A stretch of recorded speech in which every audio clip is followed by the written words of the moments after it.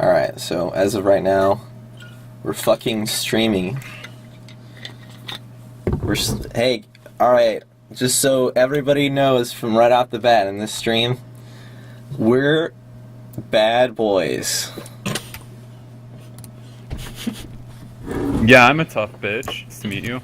Holy shit. I'm a pretty bitch, but that's it. I'm just a pretty bitch. Yeah, Brent's hands down the prettiest bitch out there. You know it.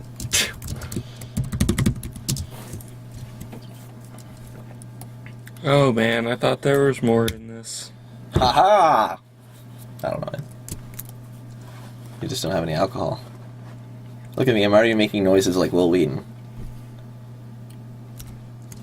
Hey. That's our That is Will not Wheaton Will Wheaton, impressionist. dude. Ah! I'm Will. God damn it, like, I'm making noises like Will Wheaton. Hey. It's a motherfucking deal. I'm in the studio with DJ Screw 2. You know what I'm saying? It's going down in the south, grill in the mouth. That's it. That's it. Podcast is over. Yeah. Alright, this was a pretty good podcast. Yes, thank you for joining us, dude. Alright. I was glad to be here. I'd like to plug 50 different things and just take up the time at the end. And no one's going to listen to it. They're just going to stop listening. I'd like to plug eat. I'm almost there. I'm almost to the where I'm going. I'm not sure, but I'm almost there. Aren't we all? Oh man, you can't drop shit like that, Elk. That is so profound. Okay, so Okay, we're good to go. We're streaming. We're streaming now. I'm going to drink this last bit of coffee, and then I'll start getting in the process of setting everything in motion.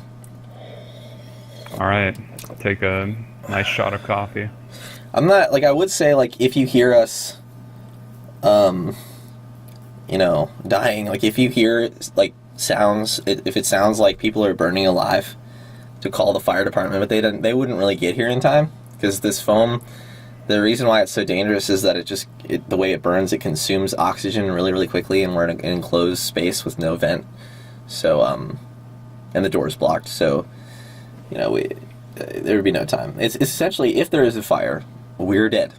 So. All right. Oh.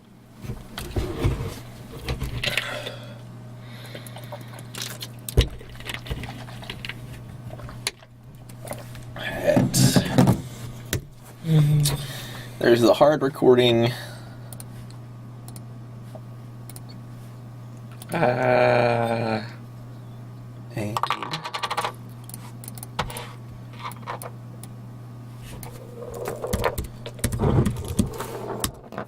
There's the TeamSpeak recording. Alright. Elk, whenever you're ready, you can do your thing. Alright, I will do my thing. I'll burn my dread, I'll face myself, I'll conquer my shadows. Oh my god! He's gonna burn the dread. This is some kind of He's gonna podcast. burn all of his dreadlocks.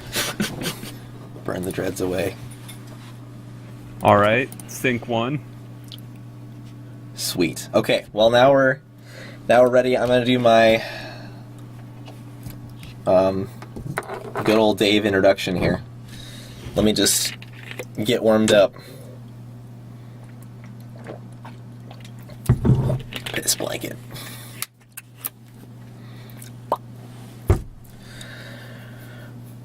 Oh yeah, I guess I should just sync everything for good measure. Okay. All right. Zen. I don't believe in Zen, actually. You've never achieved Zen. No. Only No. Will. Only Nobody Brent can. has achieved Zen among us. I was like at job and someone was like, I achieved Zen one day. I was meditating and I was like, Dude, it was Steve Jobs. nah, but for real, like, you can't achieve Zen and come back to Earth. You can't clear your mind of nothing. This is fucking complicated. Alright. Why are you still here? You achieved Zen. Alright. I'm gonna do my thing. I'm gonna do my thing.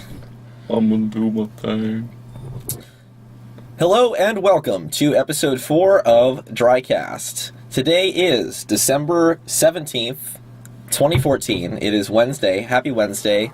Good morning. The best day of the year, honestly. Wednesday, my favorite day of the year.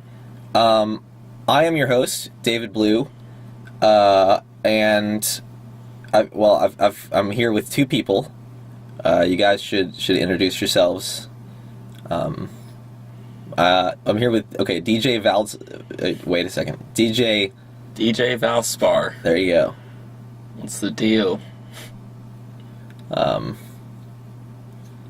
like paint enamel. Wow. I like paint enamel, and I mix happy hardcore. Oh. Oh shit. Help me. Okay, alright, well, I guess that's enough. That's all we need to know. I guess. Alright, Elk. Yeah, this is Tyler Elkstar. I'm a fan of elks and elk myself. I'm also a fan of bears and would like your opinion on both elks and bears. And happy Wednesday, everyone. Top 3 bears. Top 3 bears. That's fucking tough, dude. Yeah, what's your favorite between grizzly, polar, or black? There's only 3 bears.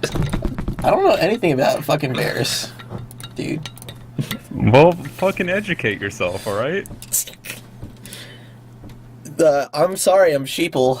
I don't know these. I don't know the bears. Fuck. I don't. Wake up, bear pole. Wake up. Yo, wake up. Read up on natural history. Wake up, America. Oh, Jesus Christ. Oh. Thank you. Alex Jones 2.0. Alex Jones is secretly a polar bear. Just like every politician on Earth is a reptile. So every politician is a polar bear, and then Alex Jones is a fucking... Or no, every politician is reptilian, evil reptilian masterminds, and then Alex Jones is just a regular polar bear. Yes.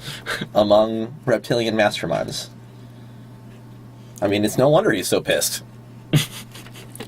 It all makes sense to me. It all makes sense now. How could he be a bear and design all those bumper stickers? Dude, what if Alex Jones' bumper stickers were just like blurry pictures of polar bears? Oh man. It's a pretty quality bumper sticker. A lot of people can get behind that. It's a lot better than fucking potatocunts.com. What's his website? That's not it. It's not Potato Cunts. It's fuck.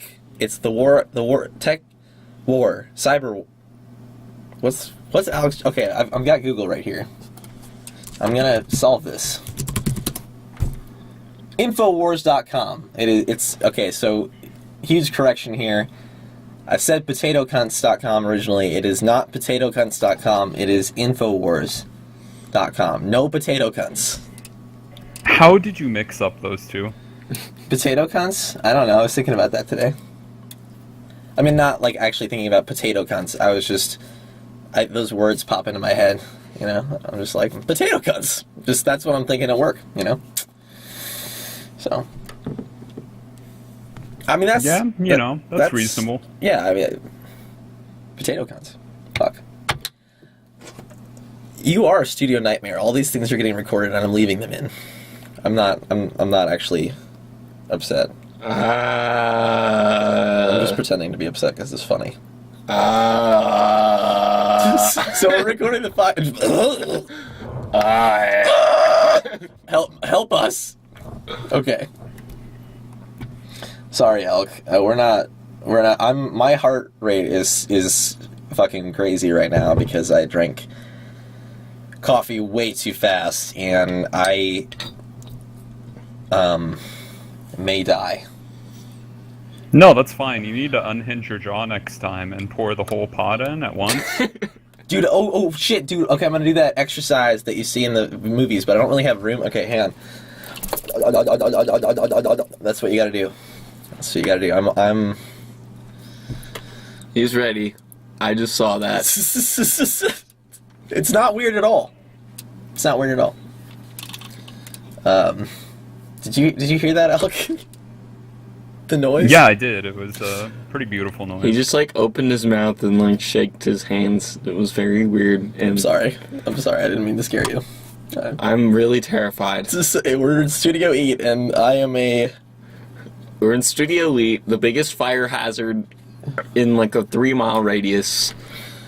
And I'm terrified. The biggest fire hazard, like... I'm lighting matches as we speak. This is the biggest fire hazard in the world, aside from something that was intentionally set up to be a fire hazard. So, like... You mean like a forest? Oh my god. What? Forests are fucking jokes. That's what I got from this. Everything in Studio E... Forests are just asking to be torched. Yeah. That's what my conscience tells me. Alright, so we're gonna be arsonists for this episode. We're going to California. We're gonna burn down all of the forests we can find. As many of them as we can. We've got 1 can of gas. We're doing a speed run. Oh my... speed run arson.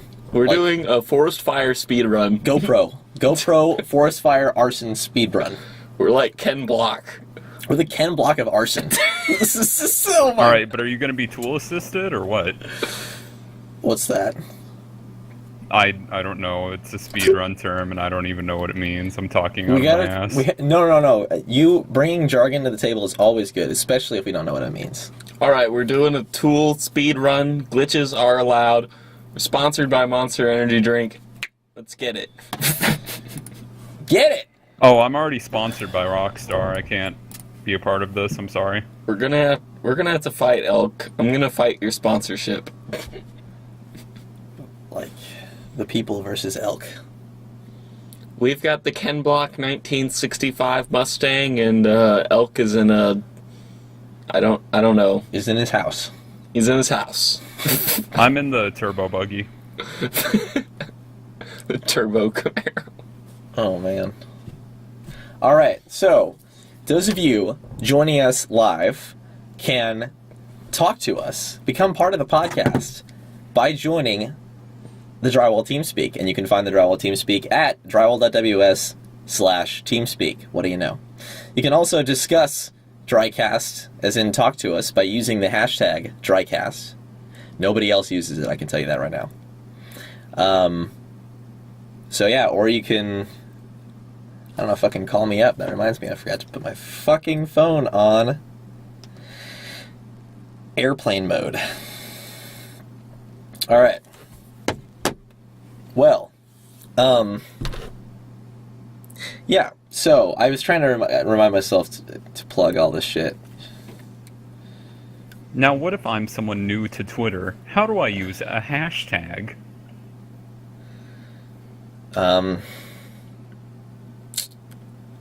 Shit. Alright, so what you do is, you make 2 eyes on your screen. You just type I, and then you put the 2 dash signs on there, and that makes the hashtag. And then you type in something. No, guys, I got it. Okay. You join Twitter, go to twitter.com, you'll see an option to create it. You can create it all on the first page. You'll see when you get on your Twitter, you'll have to follow a few people. Just skip all those steps. You don't want to follow anybody. No, yeah, you do. You have to follow Lil Turnkey. Follow ExxonMobil and Riff Raff. That's all you need. And then you go. Then you'll be taken to a page. It'll say like, yeah, here's your Twitter account. See the page. On the top right, there is a notepad button. I think it's default blue. Hit that button, and a field will come up, and that's where you tweet. And just type in HTTP semicolon / drywall.ws, fucker. and then hit enter. You piss fucker. That's how you use hashtags. I can't believe it took me that long to think. It took me at least 2.5 minutes to come up with that. I am off my game.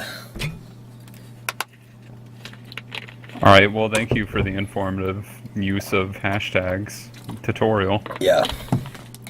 I try. Top trends. Hashtag. Dude, I've already got trends to discuss. Stick to the notes. That was a joke. I actually want to know what's trending right now. David, I don't fucking know when you're joking. Ever. Sorry. Okay? Ever. Don't you ever joke again. I'm sorry. That's the second time I've been told that today. Really? Yeah. My coworker was like, "No more jokes, David." And I was just like, okay. That's it. No more jokes ever. No more jokes. Drycast, episode 4. No more jokes. Alright, so, let's see. Going on the show notes, which I composed when I was barely able to sit up this morning. The first section is petty chatter. Okay, so guys, listeners of Drycast, I know that our first 3 episodes weren't really good podcasts. You know, they didn't have the layout that you expect from a podcast. So now, we're going to have segments. You know, I mentioned the segment Gender Hell, and we're probably not going to have that segment this episode just because I haven't planned for it. But Gender Hell will be a weekly segment. The first segment we're going to have is Petty Chatter. Then we'll move on to talking about culture. And then we'll move on to car. That's all a lie. I doubt this is actually going to follow the notes at all. But one thing that I do enjoy about podcasts is when everyone discusses what they've been doing lately, which is really petty, but it ends up making you feel like friends, and when the audience feels like your friend, they tune in, and when they tune in, ad revenue. So, I like how you just broke down what petty chatter means and then tried to relate it to the listener and then tried to explain why they should listen to this more. Well, no, I explained how I'm going to profit off of it. That's what I explained. We're really getting into the science of things. Yeah, but anyway, so I think that Elk should start. Elk, what have you been doing lately? What have I been doing lately? I have been pumped for Christmas. I set up lights all over the house. We went out and got a tree. Otherwise, I've been a piece of shit that's played plenty of video games. Beat Virtue's Last Reward, sequel to 999, was really great. And, I finally beat Persona 2. You know, who gives a shit? But it's been some good times. How is 999? That's a game that I saw when it came out and wanted to play, but never did. It's mostly a visual novel, though it has segments where you are trapped in rooms and have to attempt to escape. It has multiple endings, so multiple playthroughs will be needed to really grasp the story, and you know, obviously I'll keep it spoiler-free, but it's a pretty great story. It really hooks you in and makes you wonder, what the fuck is going on here? Okay, that's cool, because, like, every time I read a visual novel, I just get bored and turned it off after, 5 hours. There will be some heavy reading segments. If reading isn't your thing, you might not be the game for you. Living isn't my thing. That was edgy as fuck. I know. Same here, though. Life is eternal suffering for me, and I can't wait for this torment to end. This podcast is great. I just can't contain the darkness within my heart anymore. It's crawling in my skin. All of these copies of Persona 2. Oh my god. It truly is my eternal punishment. This is more interesting than all the previous episodes of Drycast already. This is like the hybrid theory. This is the Linkin Park hybrid theory of podcasts. Turn it, see, everyone has just turned off the podcast now. Like, oh, shit. Alright. That was great, actually. I'm glad that someone other than me was talking about, and it was a topic that I didn't push. That's really, I'm glad. It's like I have human beings with me on this podcast. I'm actually a very well-programmed bot. He is. I thought you were gonna say I'm actually very much a human being. Like we're 100% human here. No, exactly the opposite. Oh shit! You said you were an elk. Yeah, I'm an doubting animal. you. I'm not a human. Hold anyway. on a minute. This is some Alex Jones shit we're getting into now. Potato. So guy. you said earlier that you were an elk, but now you say you're a robot. Have you never heard of Robo-Elks? Robo Elks. I have not. When is Robo Is that Elk like season? is that like the MK Ultra? Are you a government project?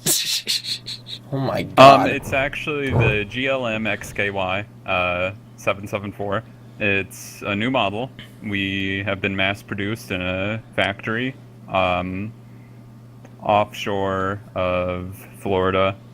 It's disguised as an oil rig, but we are just really getting pumped out.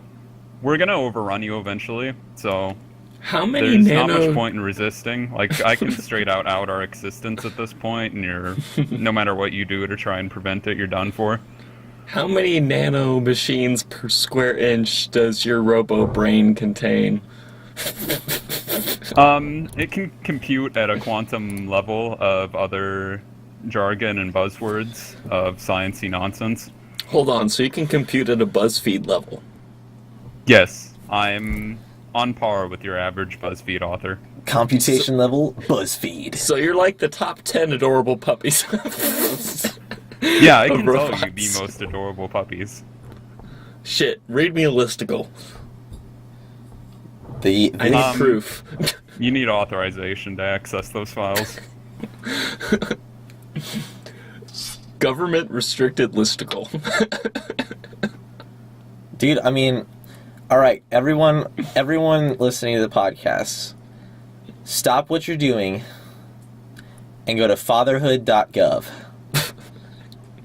Pause the show and go to fatherhood.gov and then come right back. Actually, you don't pause the show, just keep listening, but go to fatherhood.gov. All right. That's okay, but so DJ Home Depot, DJ Valspar, Consolidated Plastics, what have you been doing lately? Tell everyone. I want your address in here. All right, so my address is 199 9th Street, zip code 65303, Joplin, Indiana. You can send me hate mail there. I've been DJing as much happy hardcore as I can. As much really monotonous, bouncy, trite garbage for you to throw glow sticks around in at 2 in the morning. That's all I do. I sit in my house and I throw glow sticks all over the wall next to my DJ Scott Brown posters. They're fucking everywhere. You can't escape them. I've got 2 shoddy Pioneer Decks CDJs that I got off eBay in 1999 for $30, and they hardly work, but you know they do. My favorite song, my favorite jam. I play Elysium all night. And I get coked out to the morning, and then I spend the rest of my morning crying. And I also work at a paper company producing paper ads. I'm the guy that prints all those paper sheets with like the the motor oil company with the web address at the top and your business cards. Please help me. All right,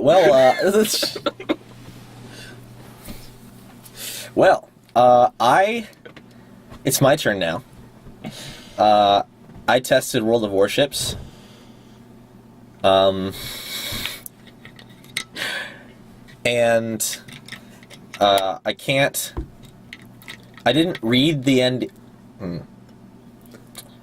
I don't remember the NDA. I read it, but I have, my eyes have been on the NDA, but I don't remember what was there. So I can just tell you, I think that World of Warships is going to be fun, very fun for me, but not fun for anyone else here in this podcast currently. So, World of You've Warships... already got me hooked. Tell me more. Dude, see, we arranged this before the show, that Elk would just be ultra positive about everything that I say. Everything that I say. Wow, David, tell me more. It's clipping so bad. Like, oh my god. But anyway. You said it, buddy. Dude, oh my... Okay. Hey, everybody, cool your jets. Alright? Cool the beans. Alright. Ooh, someone's joined us. I'm gonna pull Pig down here. Hello. Pig. Hello, Pig.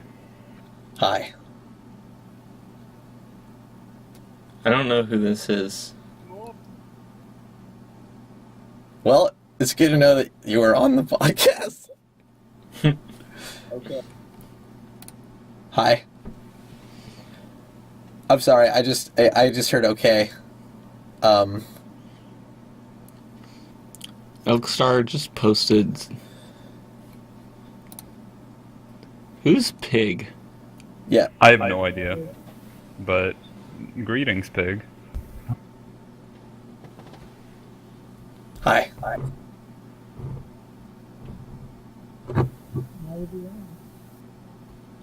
I think he just said something, but I can't hear. I think it was neither do I. Yeah, for me personally, Pig, you sound like a very far away pig. Yes. A pig that perhaps has 2 audio inputs and is using one, but the computer has been assigned to another.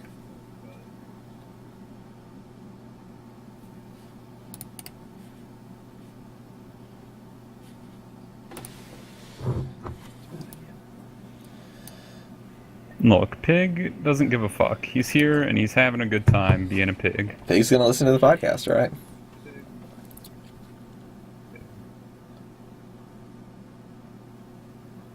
Alright. Well, we've got a pig and an elk. I'm gonna resume talking about naval history. Alright, but anyway. So, because everyone is so excited to hear what I have to say about World of Warships, it is from the Russian MMO company wargaming.net. I don't know why I just said their URL. From Wargaming. It's probably because they have said it because they don't understand English. That's not nice. I'm sorry. Let's try that again. Alright, so let's not try that again. Anyway, it's from Wargaming. They made World of Planes, which was awful and is not worth downloading. And they made World of Tanks, which is really fun for like 40-year-old or 45-year-old. Well, I mean, who is into tanks? I mean, if you're into tanks, like, no one's gonna want to be around you. So, those people have World of Tanks.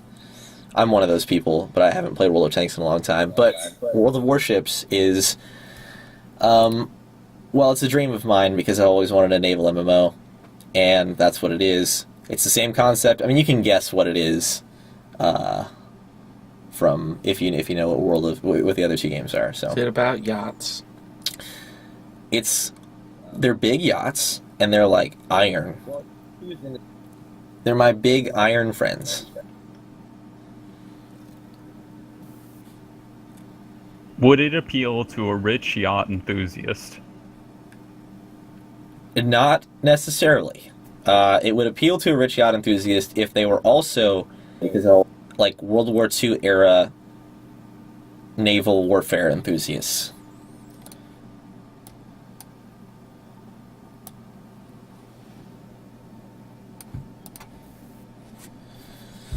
So what do you like about the game? What is so appealing to David?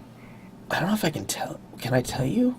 I can't. I think the only thing is, like, you can't leak images, so unless I can, like, transmit the data of an image through my voice, we're probably good. But Alright, so the top left corner, we got hashtag FF0A. The next pixel over, we got... oh shit! You know what? That you actually kind of mechanically that would work, wouldn't it? Holy shit, that's big. But anyway, I mean, if you really want to hear about World of Warships, it's basically like I think all the ships are like 1945 and before. Hello? Hi, pig.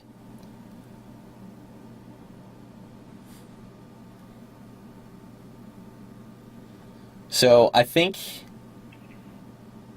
I mean, if you want my suggestions, pig, you might want to try, like, using push to talk, because it sounds like it might be, like, your mic might be intermittently transmitting. It might also be a network issue. I'm just hearing, like, very small bits of what you say. So.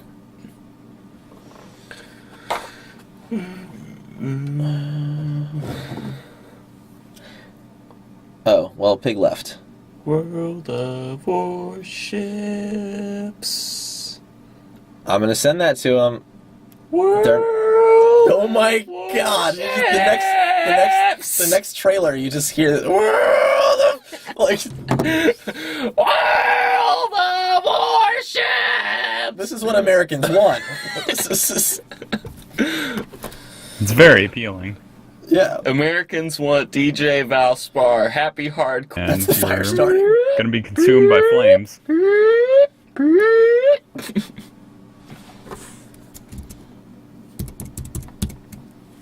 I don't know what that could have been. Especially because, like, Windows noises are It sounded like a download finish noise. what am I downloading? You're right, though. Pig was just here to upload a virus to you, and now he's out. Yeah. That would be great if, like, TeamSpeak, like, if someone started uploading a virus, like, you had no choice but to download it. Like, you're never given an option and just covertly downloads it to your computer. That wouldn't be great, actually. They would just be out of business very quickly. Well, I just hope that noise doesn't mean that... actually, the one thing that it could mean, running out of hard drive space. Nope, not running out of hard drive space. Cool. Well... You know what would be a cool program? It's just called Downloader. And what it does is it just downloads stuff. Yeah, just like you open it up and it's downloading files, and it's in the background just downloading some files. You don't really know what they are, and that's it. Like, hey guys, I got this great new app. All right, and, like, you tap on it, and then, like, your phone, like, there's like a half second goes by, and your phone's like storage is full. Like, this is, and then you, like, look deep into and it's just like huge, like, just, you know, 5 gigabytes of text, just randomly generated text. Dude, beautiful. Speaking of randomly generated text, this is something that I haven't mentioned in a while, but drywall, there's actually a drywall book coming out, and no, we actually got the idea before MDE. That's what digital Taoism is, but I'm working on that. You know, it's kind of, it surfaces every once in a while, but it'll be out soon, I hope. You'll see it on the bestseller list. I mean, that's a lie. But, okay, let's see. Top ebook. I've talked enough about World of Warships, even though I don't think I actually said anything about World of Warships, but, well, I'll be talking about World of Warships for the rest of my life, so. The other thing that I wanted to mention that's current with me is, so my 21st birthday is, in, like, 6 weeks. And, you know, I'm a fun guy, right? I'm a fun, cool, youthful guy. So, of course, you know, I'm going to go drinking on my 21st birthday, right? I'm going to go drink some alcohol. I'm actually not going to do that. What I'm going to do is I'm going to rent a Nissan Versa, and I'm going to spend 24 hours in it. And I'm going to live stream all that entire 24 hours, and also take lots of video, and that will all be available. Basically, I hated on the Nissan Versa for like all of high school, but I've never driven one, so I figured that spending 24 hours inside of one, and that means like I get in it and I don't exit for 24 hours. Like I'm peeing in bottles. If I have to shit, I don't even know what's going to happen if I have to shit. That's going to suck. It's going to suck for whoever comes with me. But yeah, going to rent a Versa, spend 24 hours in it. Media is going everywhere. Going to stream it live. So the most boring car that I can find, and I'm taking the most boring route that I could find to the unanimously agreed upon most boring city in the United States. And it is going to be, well, it's about the worst thing I could think of to do on my 21st birthday, so that's what I'm going to do. But I need your help as Raola fans, because I don't have the money to rent the car or pay for the streaming equipment, or the gas, or the food. So I'm going to be opening a Kickstarter shortly. There'll be a Kickstarter video, and that will all be explained. There's not really any point in me telling you this right now because there are no links, but you can follow me on Twitter and follow the Drywall website. Those will be there shortly. Subscribe to the Drywall YouTube channel. It's Drywall Music. Just the word drywall and then music, and then that'll be there soon. Drywall music, and you haven't put out music in. No, I mean it's not music. Like, I mean it was originally drywall was supposed to be music, and then it turned into, well, an entire culture. It's the idea of music that's there. Yeah. I thought you were going to cancel that though.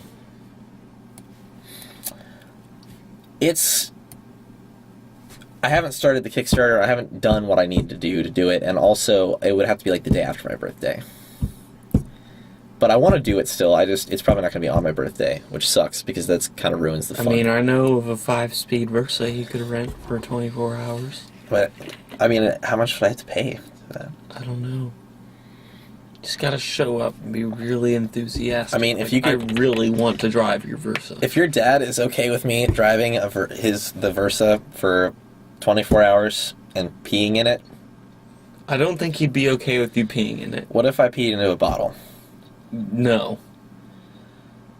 You're gonna have to get out of the Versa eventually. I'm gonna have to hold my pee for 24 hours, but let's just make it more fun. That'll make it horrible. Well, I mean, you're already going to the worst town in America, on the worst route, in the worst car. But not having the option to pee. Yeah. Step All it right, up, let's Dave. settle. Like half and half. He stays in the car, but he pisses out the window. He can only pee half. That's it. That's the end of that. Well, I have to piss. I can only do half, though. You know, it's really not that hard. Just everyone complains about, like once you start peeing, you can't stop. But it's not that hard. It's Drycast. Welcome, everyone. Cash noises. There's money Fucking everywhere.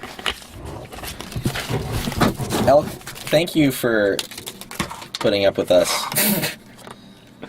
It's always a good time here in Drycast. Thank you for putting up with me. I am a literal child. Yeah. All right. Is that the end of our petty chatter section? No. What other petty things do we have to say? We have to do the gossip. The most petty of all things. Who's doing what? Oh my god. So I heard that Sarah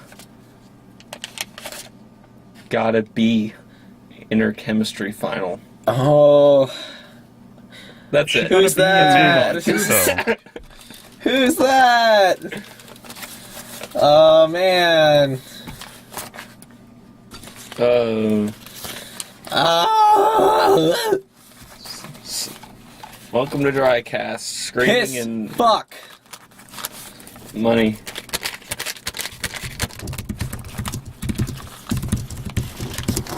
good old money cast. I don't know why I have just like $40 in cash on me right now. All right. So the podcast is just let's see how much everyone has in their wallet. Dude, that is a great idea, because then it's just like, who should I mug? Of all of us here, who is the best choice to get mugged? Dude, imagine how much money we'd make if like it was a home invasion and like live on the podcast and you like heard us, yelling. I could probably like put up the video clip and be like, rare home invasion caught on audio. That wouldn't work with it. Attention, drywall listeners, I just found even more money. Oh my god. Studio Eat is filled with cash thanks to DJ Home Depot. Thanks, Home Depot.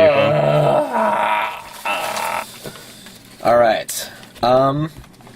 So I'm gonna just call the petty banter section over. See, look at this. That was my first real podcast segment. That was a segment. It was a thought. It was a themed period of discussion.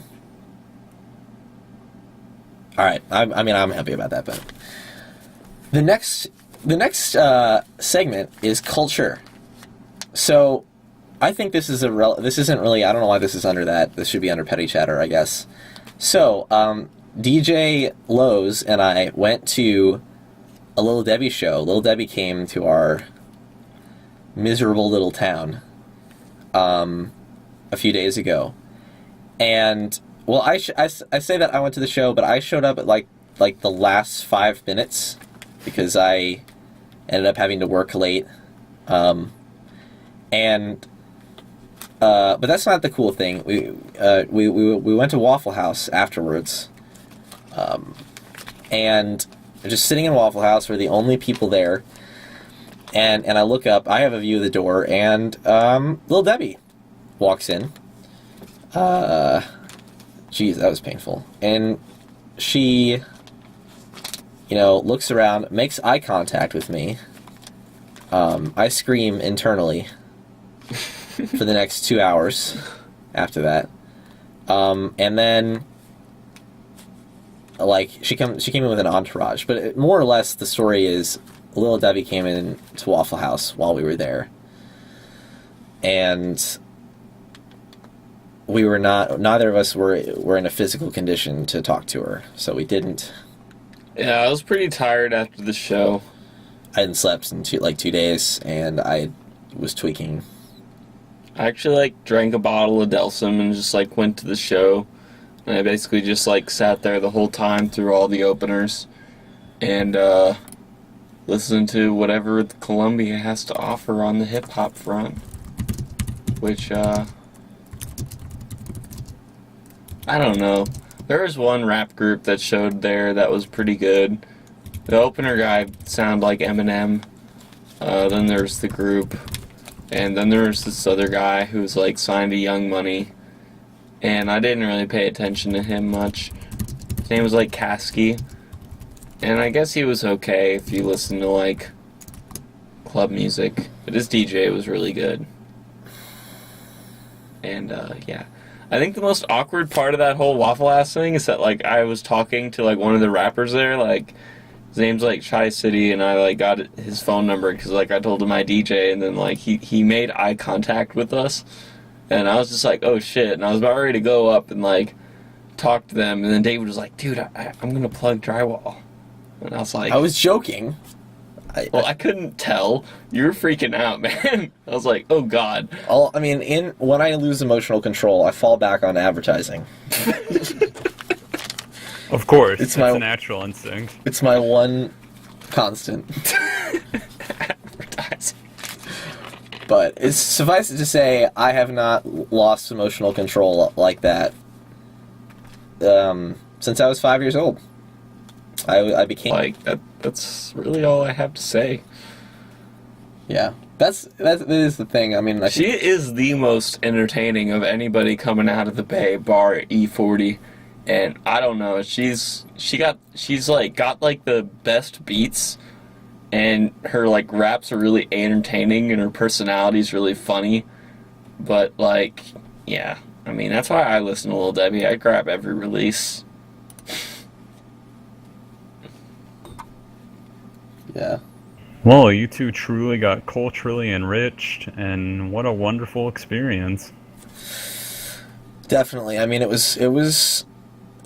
it's been tough, to be honest, seeing things the same since then. It was pretty surreal. I don't know, man. Like, Bay Area culture is just so far removed to anything that's going on in Colombia. Like, I would love to go to a sideshow, just because, like, the idea of just, like, people in, like, really old cutlasses just, like, burning out and just, like, ghost riding and, like, listening to really loud, obnoxious, funky music is just, like, awesome to me. Yeah. But I can't, like, relate to it because, like, all I know is Colombia. Yeah. Yeah, I mean, I don't know. If basically all I would have said, I would have gone up to Lil Debbie, and because I don't use words like chill and dope regularly, I would have just been like, Lil Debbie, that performance was exquisite. And, Milady. yeah. And then I would have tipped my fedora. Oh my... Milady. This is... in button. Oh my god. What? No. How would Lil Debbie... This is an interesting question. If Fedora Man approached Lil Debbie, Fedora, like, dressed, Rat Pack, the whole Rat Pack thing, except it's all, like, from Goodwill, approaches Lil Debbie and says, "My lady, that show was great." That should be a college fuck listening to Aesop Rock, trying to get cultured, stands up and says, "Milady," to Lil Debbie. I think Lil Debbie, I mean, seriously, how would she react to Fedora Guy?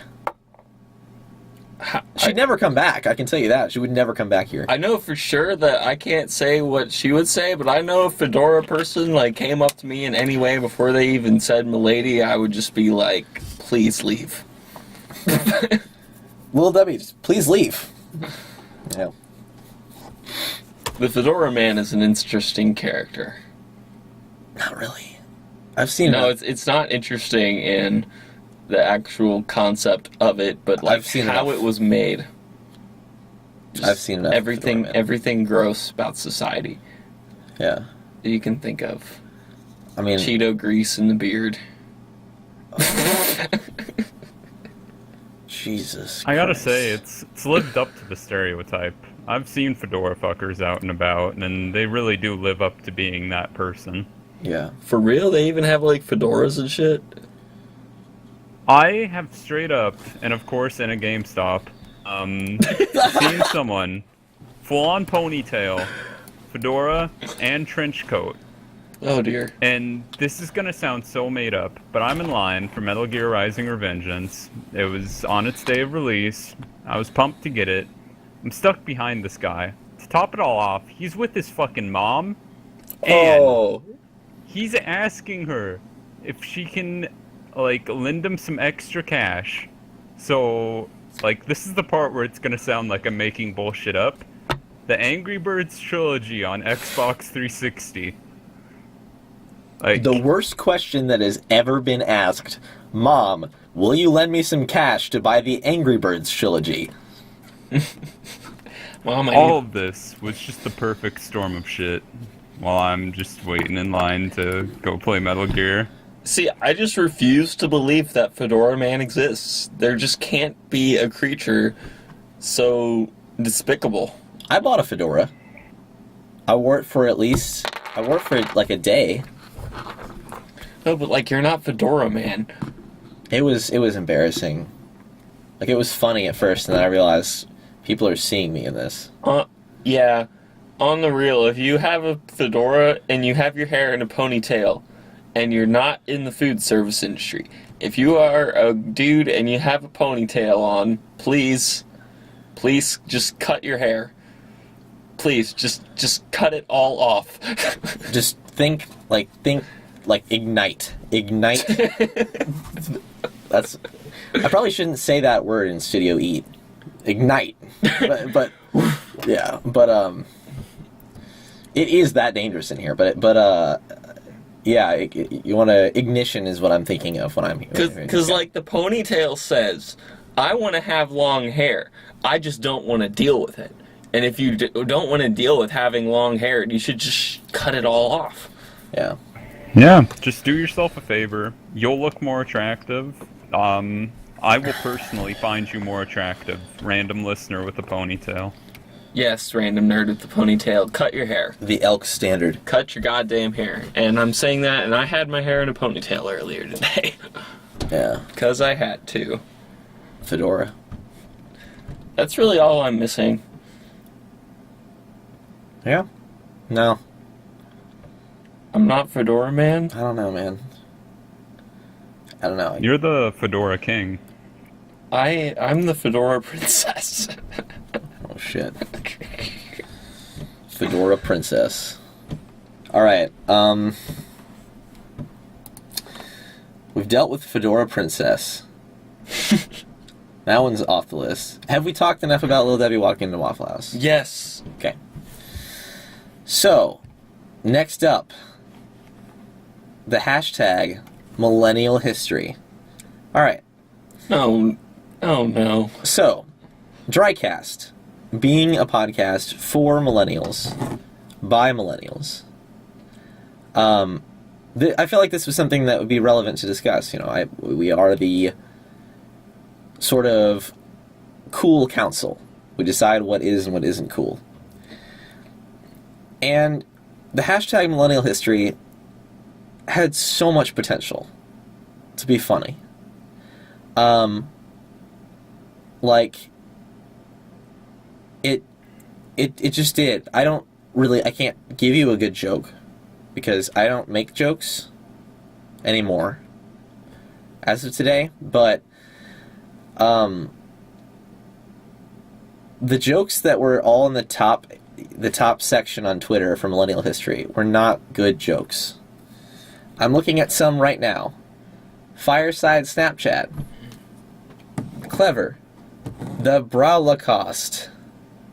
Clever.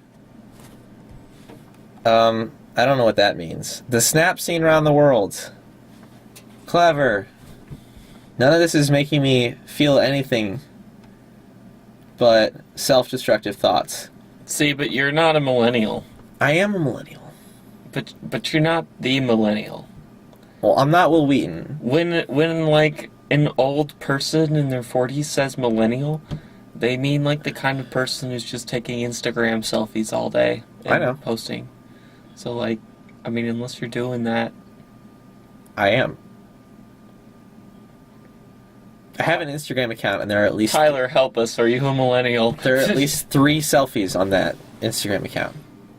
Look, I am so millennial that I really don't know what the term millennial means. You're gonna have to help me out here. Don't look it up on Google, because that definition is wrong. Well, you seem to have your own definition here. Okay, I developed this in episode 3, when I was talking to really, like, so Will Wheaton is like is commander of the millennials. This is the next guy down, Terry Cox, episode 3. Great episode, great podcast. Drycast is a great podcast. You guys should check it out. But and I came up with I think what is a pretty ingenious definition. You are a millennial if someone older than you probably in your family, has marveled at your superior ability to interact with computers. And their marvel wasn't justified. So, like, you set up a wireless printer, and your mother thinks you are, like, she's like, wow, you should think about a career in computers. Right. That makes you a millennial. Yeah. So I open the command prompt, and suddenly I'm hacking the Pentagon. You're not Exactly. millennial. You're Seth Green at that point. If you're opening a command prompt, If you know what command prompt is, you are fucking Seth Green. Yeah, if you know what command prompt is, you are that is beyond, that's super millennial right there. What you have there is someone that has transcended culture and become whiz kid. Don't you think in our day and age, though, that's just become more and more common knowledge? No, I don't. I think that graphical user interfaces are I don't think anyone uses command stuff.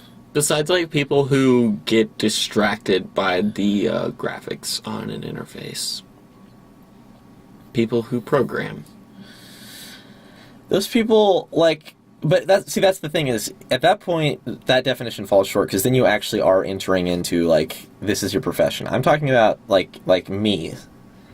So, you know, I know what a wireless router is, and therefore my mother thinks, you know, like, well, you ever consider a career in computers? And that's not even, I'll never have a career in computers. I don't know any programming, really. I don't actively seek that out. If I was a programmer, or at least had the intention of becoming one, then, you know, that my definition falls short in that situation. But hashtag millennial history. I don't know what else to say. These jokes are not funny. They're not funny. Like, they could have been funny. It could have been hashtag millennial history and then, like, Zalgo text. And that would have been funny, but instead you got all this bullshit that is just incredibly painful to read. The War of I Can't Even. That's, you know, Occupy Roanoke. But like, going by your definition, the person who would be posting in this is the same person who like goes on like Facebook and shares like Funny or Die videos every week. And they don't say anything, they just say, this is funny, and then they at like 5 people, and then you see like 17 likes on it, and it's a 17-second video that automatically plays when you start doing it, and it's just really obnoxious, and as you go down the timeline, more and more memes crop up, and you just can't end it. You just can't end the memes, you can't end the viral videos until eventually you just snap and turn it off, or just mute them. Yeah. No, I mean, that's exactly what I'm talking about. Exactly. Al Gore invented Pinterest. I mean, that's not even like sitting on the dock of the bay. The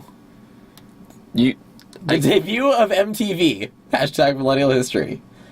That's the first tweet in this hashtag that I've laughed at. And it's because it's something unrelated. Well, actually, it's because they took the hashtag seriously, which is not the point of the hashtag. I know what I can. Can we like move away from millennial history? Clearly not.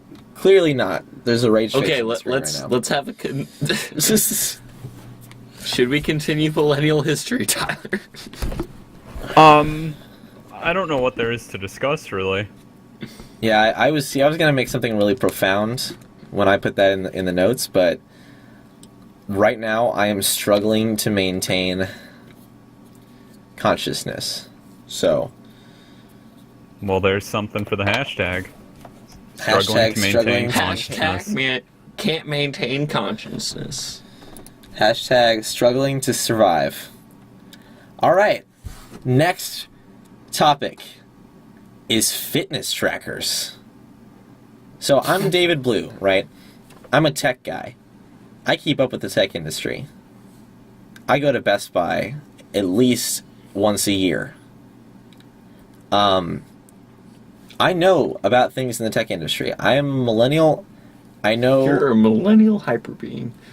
millennial hyper being is not. I'm not quite that good because of a lot of reasons. One of them being I'm podcasting. Another one being that I today, when Performance Today on NPR came on, I was like, oh, Performance Today is on. When you say that, you can't be. There's no coming back from that.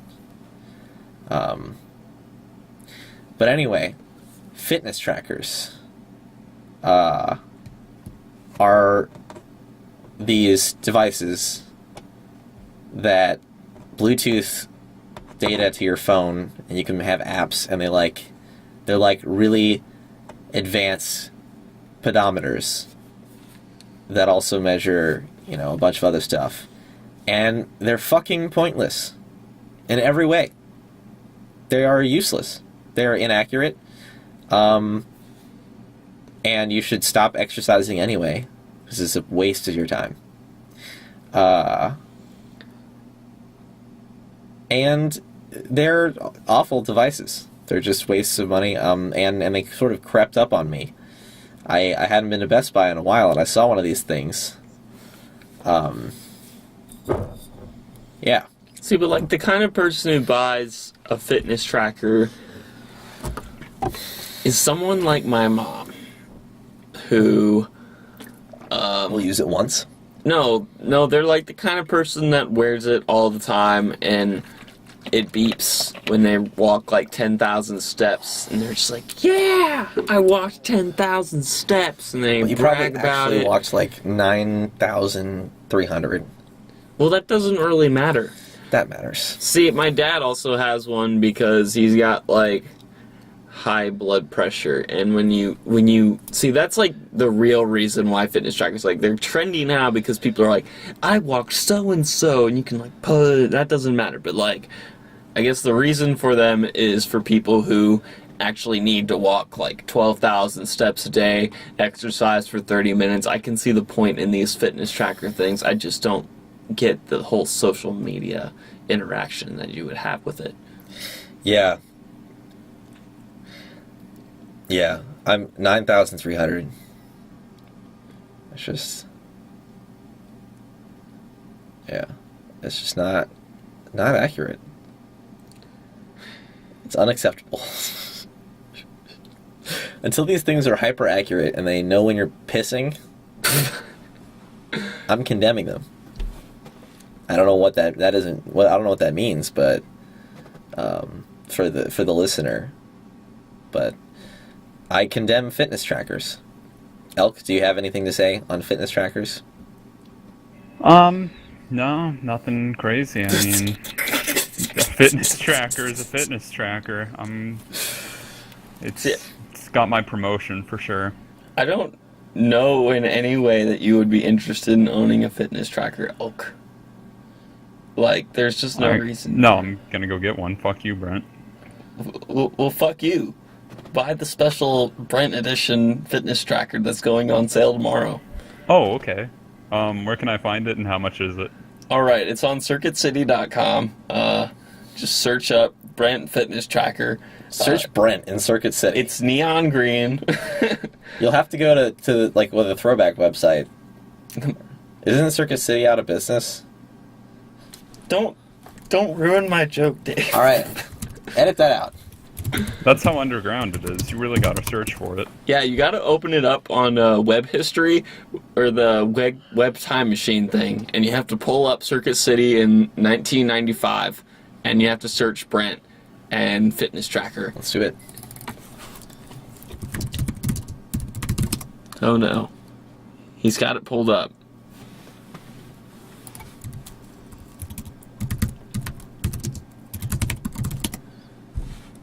For real though, Circuit City's still up. Really? Yeah, they like closed all the main stores, but I think they still have the website up. It's just like there's no reason to go there. January 25th,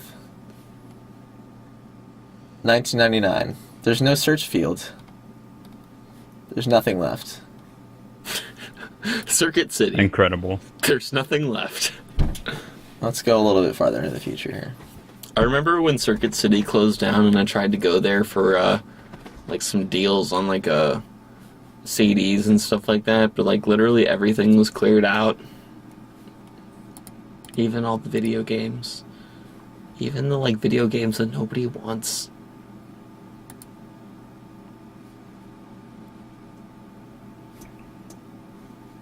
Why the fuck isn't the Wayback Machine faster?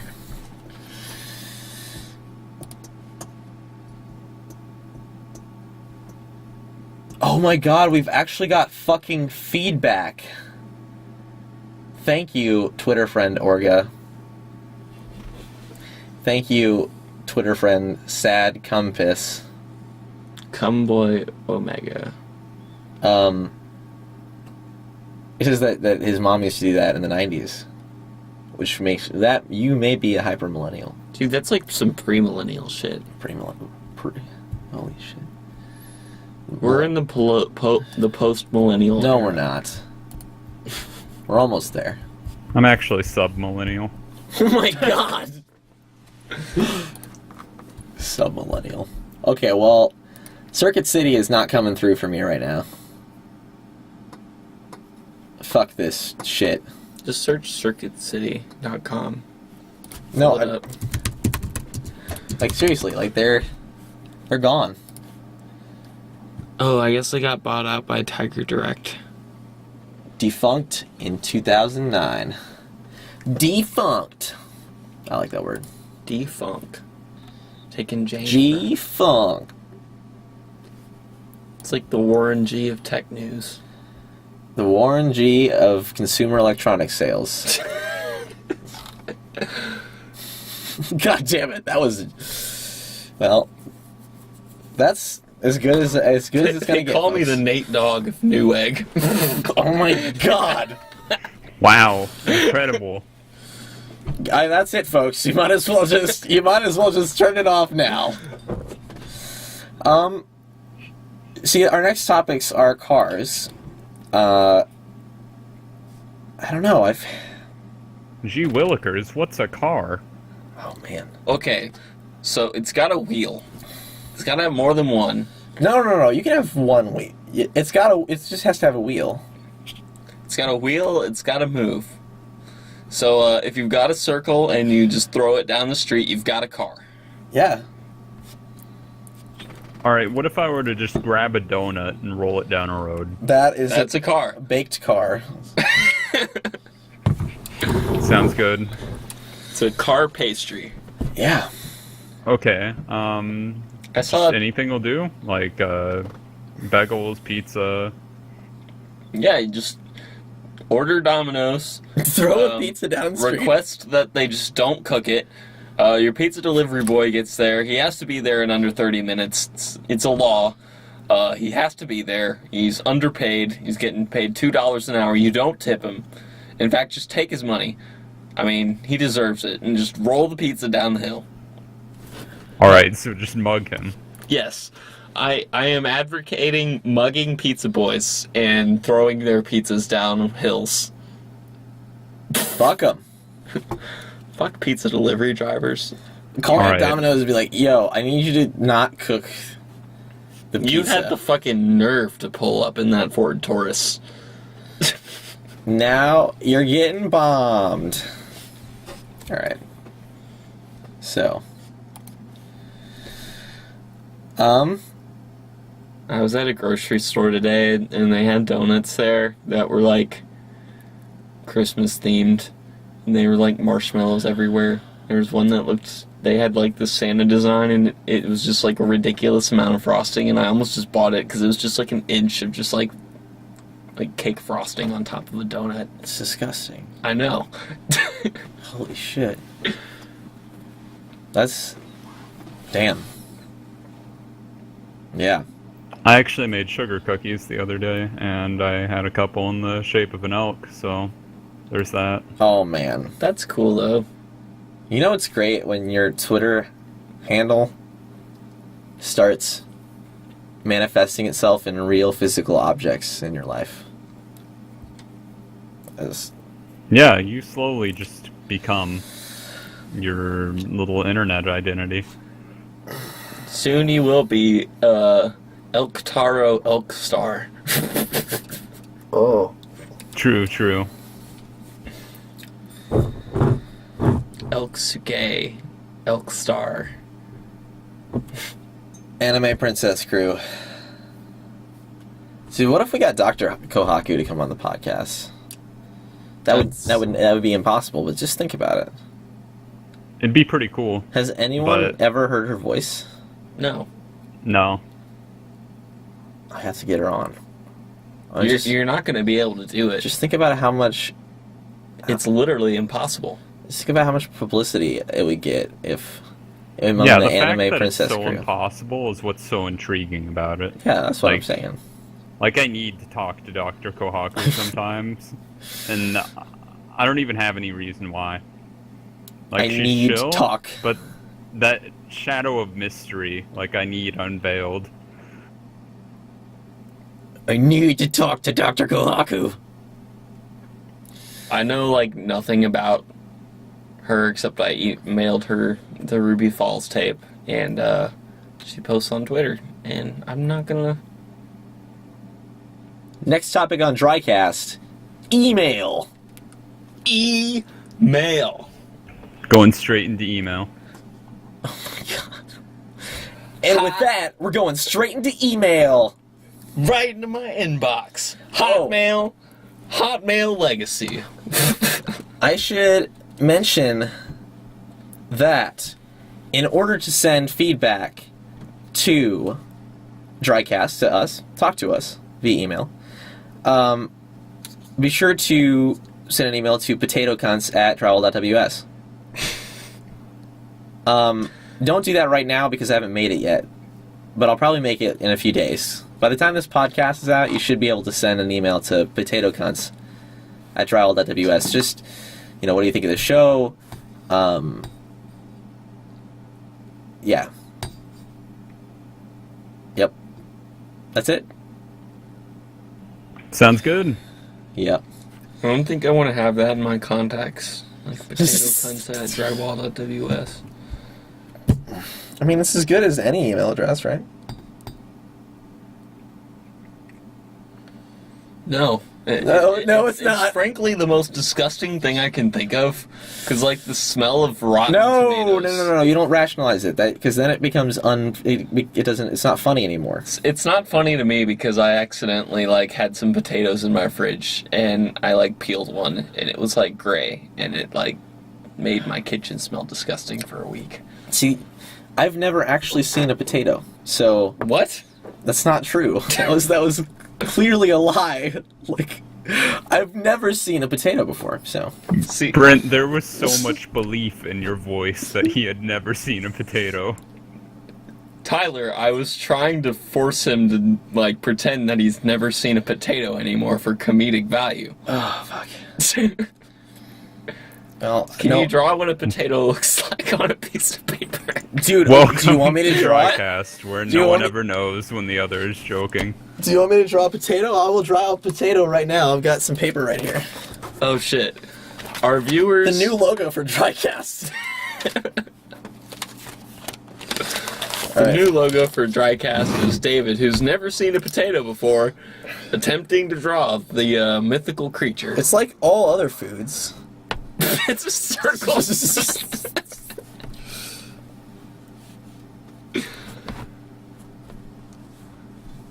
This is rare. He's actually drawing a potato.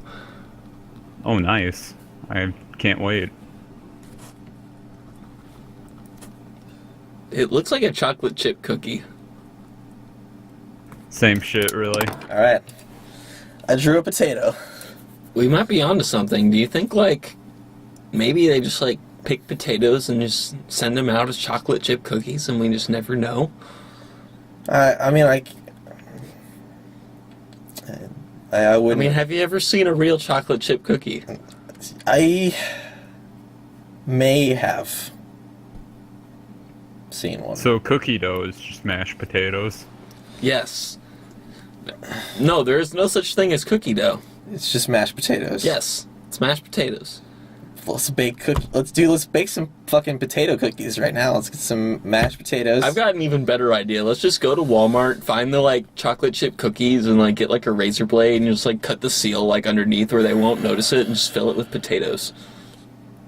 How often do you guys just wander around Walmart? I've been to Walmart 3 times in the past 24 hours. That's not a lie. I haven't been to Walmart in weeks. Studio Eat was made from Walmart. That's not a... You can tell by being in here. Yeah, you can tell. It's very dangerous. It's very dangerous in here. David, I get the vibe you would be the perfect person to walk around Walmart with and just judge everyone. I would... maybe. I don't know.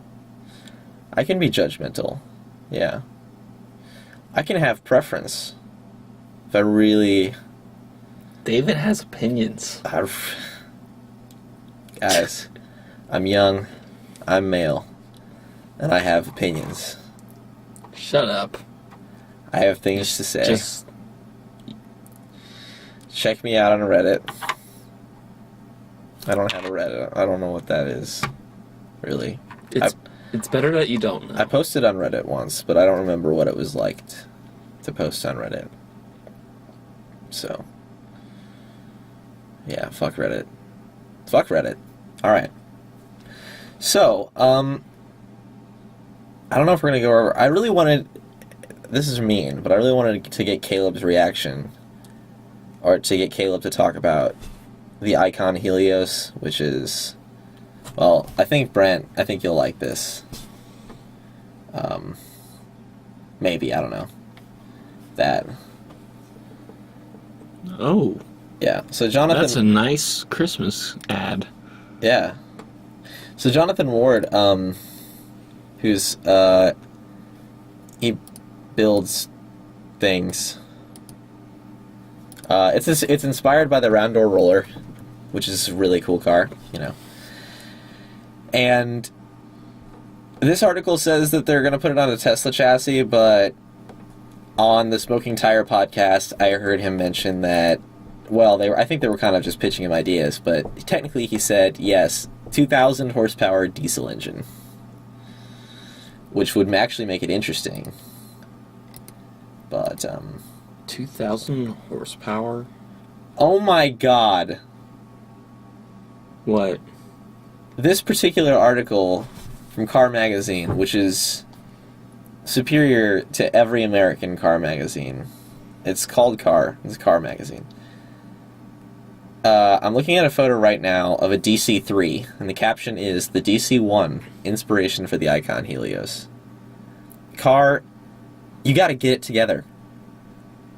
You gotta get your Douglas models. Cars have to just step it up. What the fuck do you think? I mean, this is the DC. That's not a DC-1. That's a DC-3. You're not. What Douglas aircraft? Everybody knows all the models. I mean, you can tell a DC-1 and a DC-3 apart. You didn't study Douglas. You didn't study your aviation history. Fuck you guys. Fools. I'm canceling my subscription. I don't have a subscription. If I could afford it, I would. I said fuck you guys, but honestly, I would work for them, and I could work for them and not do anything else for the rest of my life, and I would probably be fine with that. But the Helios is cool. I would have had a lot more stuff to say about that, but I don't. But I'm... Cars! I got my Nissan 370Z out front. Yeah? Yeah? Go on. Alright, so I tuned the engine by doing a delete. Engine delete! Engine We delete. just finished the... Wait. Yo, we just took out the passenger seat, and I put a roll cage in it. I put 3 roll cages in it, because I can't stop rolling this thing. Yo, on my 370Z, I did a dad delete. I did a dad delete on my credit app. Oh my god. Sorry, Elk. You know what? I don't want to talk about cars anymore. I want to talk about something that... I want to talk about Well, Vocal Heaven, to be honest. I want to talk about Vocal Heaven. That's probably for the best, because I know more about cars than you ever could. Yeah. We don't want Elk's infinite car knowledge. Elk is actually Johnny Lieberman, he's an editor of Motor Trend. It's true. I love memes. Alright, Elk, admit it. You are Johnny Lieberman. Lieberman. You're Johnny Lieberman. Yeah. I can't believe we have Johnny Lieberman on this podcast. Well, alright guys. I'm calling you Johnny from now on. I'm calling you by your given name. The secret's out. The secret is out. I love to be here for my fans. Yeah. It was a nice thing that you wrote that one time about beer. So Johnny Lieberman, what is your top car of the year? Top auto. Oh. Favorite car. The other day I saw some fat fuck on a moped, and it's gonna have to go to that moped he was riding. 2015 car of the year. God bless that moped. That moped. It's been through some shit. My favorite company, that. Is that. You see a moped rolling down the street, and it's got the emblem, it's like a circle, because it's just like a really trendy logo, and like This is the logo. Helvetica font. It's like potato. Like a Vespa's going down the street, and it's just got a potato on the front, and it says that in like yellow font. See, this is we're actually not making this up. We actually have a car company that we've started, but I think that's probably something we should talk about in another life. Because right now, we need to talk about Vocal Heaven. I just want to say, if Vocal Heaven ever hears this podcast, I want you to know that I genuinely am a fan. And I genuinely, not joking, admire your ability to do like whatever you want in front of a camera.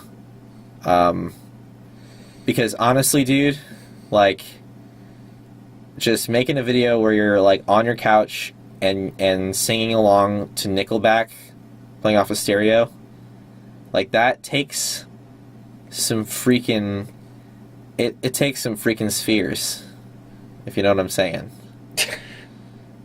Potatoes, you mean? It takes some potatoes. Vocal Heaven, that guy he's got some huge potatoes.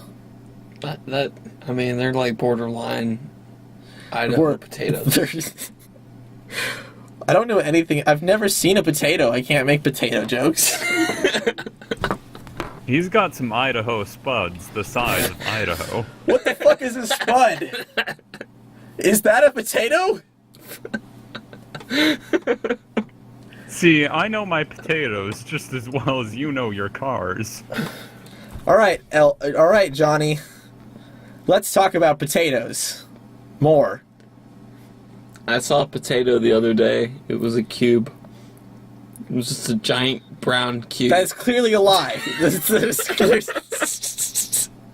No, I think he's going somewhere with this. See, I think the potato farming industry, you see a field, and it's like, we need to maximize our spaces. If potatoes were just cubes, like right off the vine, we would save space. And like if you're cutting fries or making mashed potatoes, it would be so much easier if they were just already square. Why don't we visit a potato farm and pitch them this? It's like, guys, why don't we pitch this to like fast food? Because like if you have a potato that's already square, you can just drop it in the fryer and then give it to a customer. You don't even have to wash it or clean it or anything. It's already square. They won't notice. We're talking about my restaurant now, the brick, the brick idea. But anyway, potatoes. I don't really. I don't have anything to say on potatoes. Probably because you haven't seen one. Yeah, that'd be the first. That would be the biggest reason why I have nothing to say about potatoes. Elk and I are just making this really awkward on you because just don't know what to say. Yeah, I'm a to little this. uncomfortable. You're embarrassing yourself, to be honest, David. We should probably change the subject. I hate ground vegetables, dude. That's all right. Well, so we talked about Vocal Heaven, but I never actually mentioned what Vocal Heaven is. All I'm going to do is there's going to be a link, and I'm just going to plug Vocal Heaven. That's it. Just go to youtube.com/vocalheaven. All right. Elk. John. Yes, sir. You have cultural insight. I have gotten several cultural victories in Civilization 5. He's a cultural conqueror. I think I'm pretty culturally enriched. See, I've never played Civilization. Last episode, we talked about tabletop gaming. All right, Johnny. Everything there is to know about Civilization. Let me see. You start out with a group of people. Wait, are you asking me to summarize Civilization? I'm asking you to not summarize, but to explain completely. Elk. History of the world. Start. This is fucking hell. You just hit next turn. You know? That should sum it up just fine. I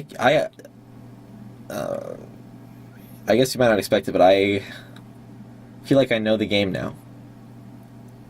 No, you do. You'll do fine. I believe in you. Just kind of mindlessly hit next turn.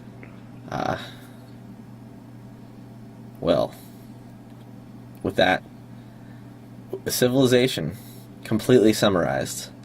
No, but if you are actually interested, it's a pretty good game.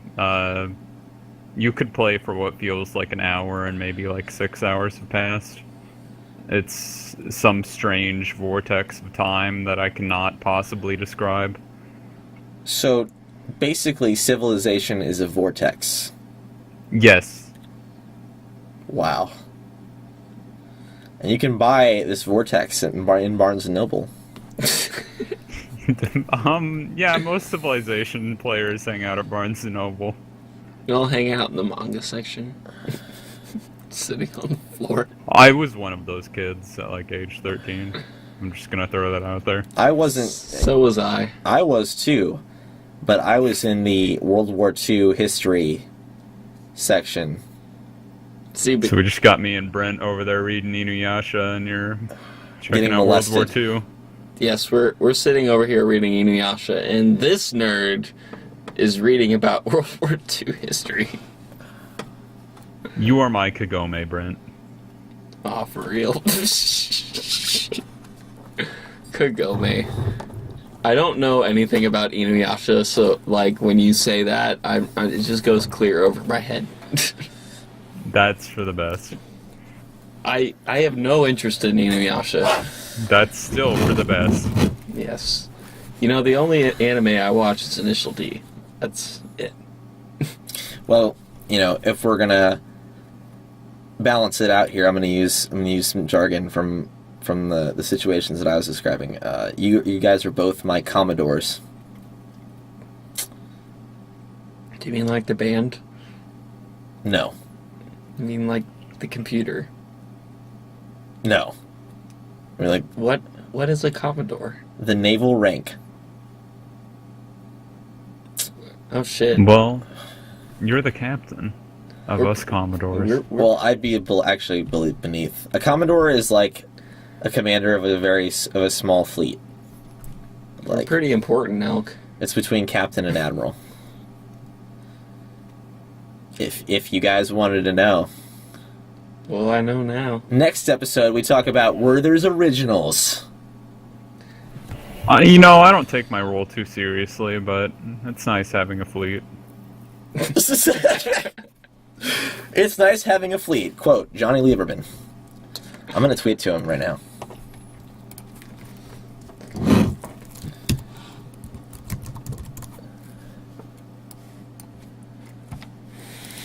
Okay, what's Johnny Lieberman's fucking Twitter account?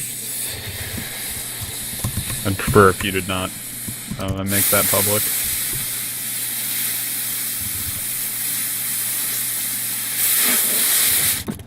That is, my sound card is already being really punished right now. That's just on a whole new level. Welcome to Twitter, it says. This is what I do. I hang out in a flammable closet and drink a bunch of alcohol and then talk in front of a microphone.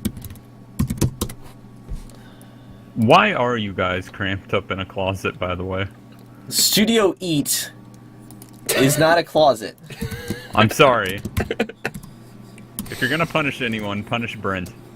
Please punish me. DJ Arts and Crafts. DJ Paint Thinner. Well, I'm currently working on ending any potential I had in having an automotive journalism career right now.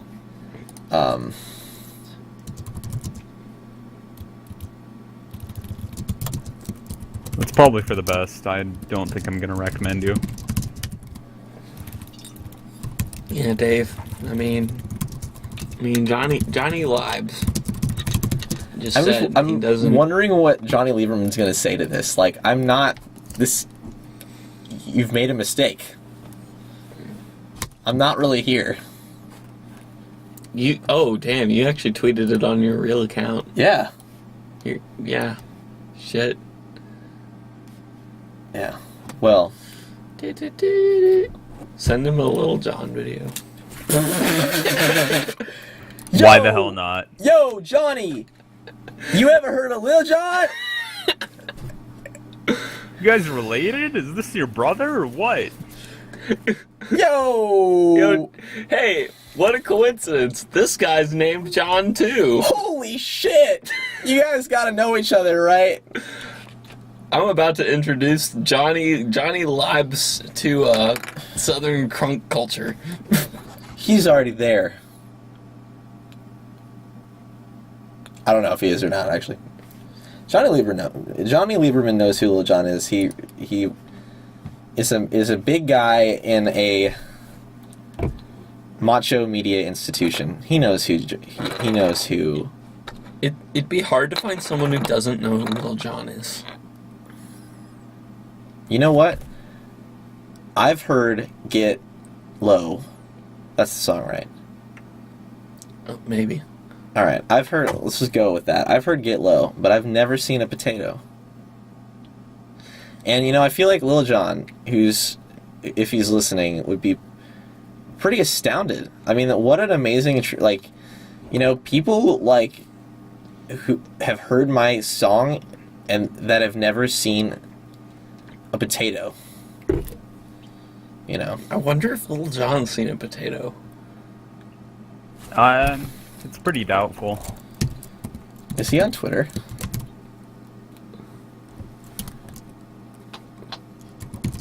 The fuck does he tweet about? I need to know.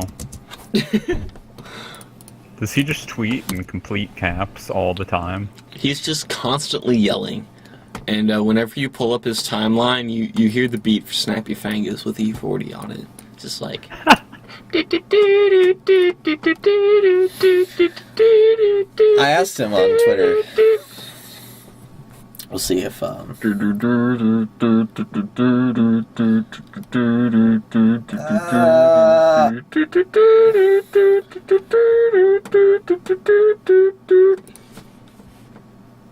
was like middle school for me. Hey, Lil Jon. Alright, so That's it. Yeah, I'm gonna save this car stuff for some time when I can yell at Caleb. Why is Little John's Twitter icon like him as a baby? Well, like with a baby's body. per Nas, se. I mean, Nas did it first, and we all know what. Hold Nas, up, Lil Jon's the next Nas. Well, we all know what Nas is to hip hop. You know, it's like it doesn't. He just basically took over the genre entirely. So I mean, he invented it. you're right. I mean, but he invented it, but he also ended it. See, he thought he started it. Of course, he had to end it. He just saw, you know, there's just not much you can do with this, so he just ended it. Hip hop's dead. Yeah. Oh my! I'm actually looking at Lil Jon's Twitter right now. I don't know why I'm looking at Lil Jon's Twitter. You know, I'm not drunk, but my mind is working like I'm drunk. Because usually I'm, Will Wheaton. But I'm not Will Wheaton right now. It's fucking me up. Oh! That's gorgeous. That was great. I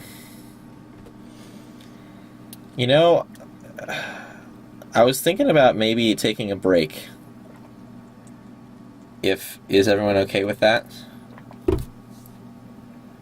What? Just quit streaming? Oh, taking a break so that I can. For one thing, we can open up Studio Eat and let it cool down a little bit. So that I can piss, and I can refill my water bottle. Yeah, I mean, what's your usual podcast time? Because we're already like an hour and a half into this. I mean, if I am always, what's the word? Game. I'm always game to keep going. I enjoy having you guys here, so you guys can tell me when you're ready to stop talking about memes. If you need to stop, we can stop. But I'm game, like I said. Alright, well, this may be uncomfortable, but what if me and Brent are just sick of your shit and want to start our own podcast? Yeah. We're tired of your shit, David. This is a podcast mutiny going on right now. Just leave the equipment here, and that's fine. No, it's not fine, David. This is a mutiny. We're taking over. Yeah, this isn't okay. We're hardly talking about anime. I haven't had a single person ask who my waifu is. Look, we haven't even gotten into the anime husband conversation yet. This is not okay. Can we wait to talk about waifus until I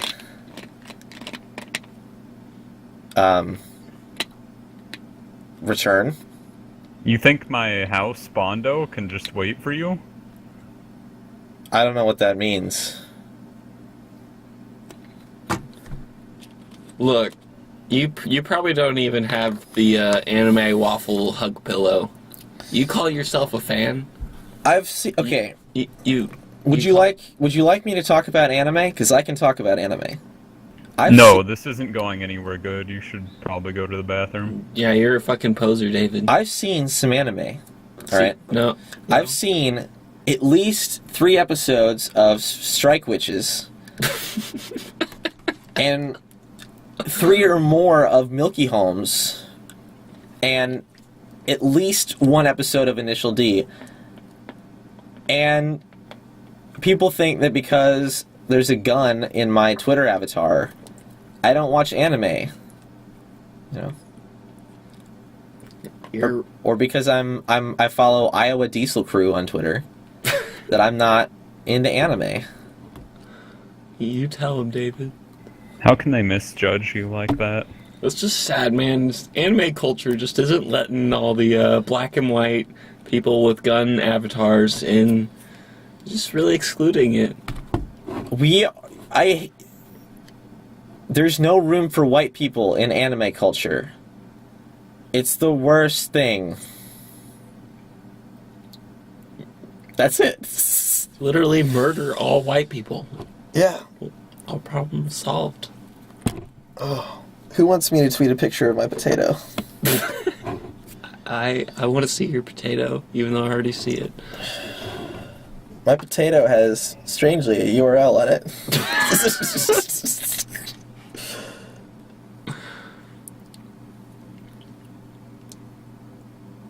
Alright, I took the picture. I'm gonna tweet it. Guys. This is definitely going to be epic, as they say. Oh, fuck. Dude, this is gonna be like albino black sheep epic. This is gonna be like Numa guy epic. Like 2008. This is gonna be like Pappy Boyington epic. This is gonna be like Soulja Boy Tell 'em epic.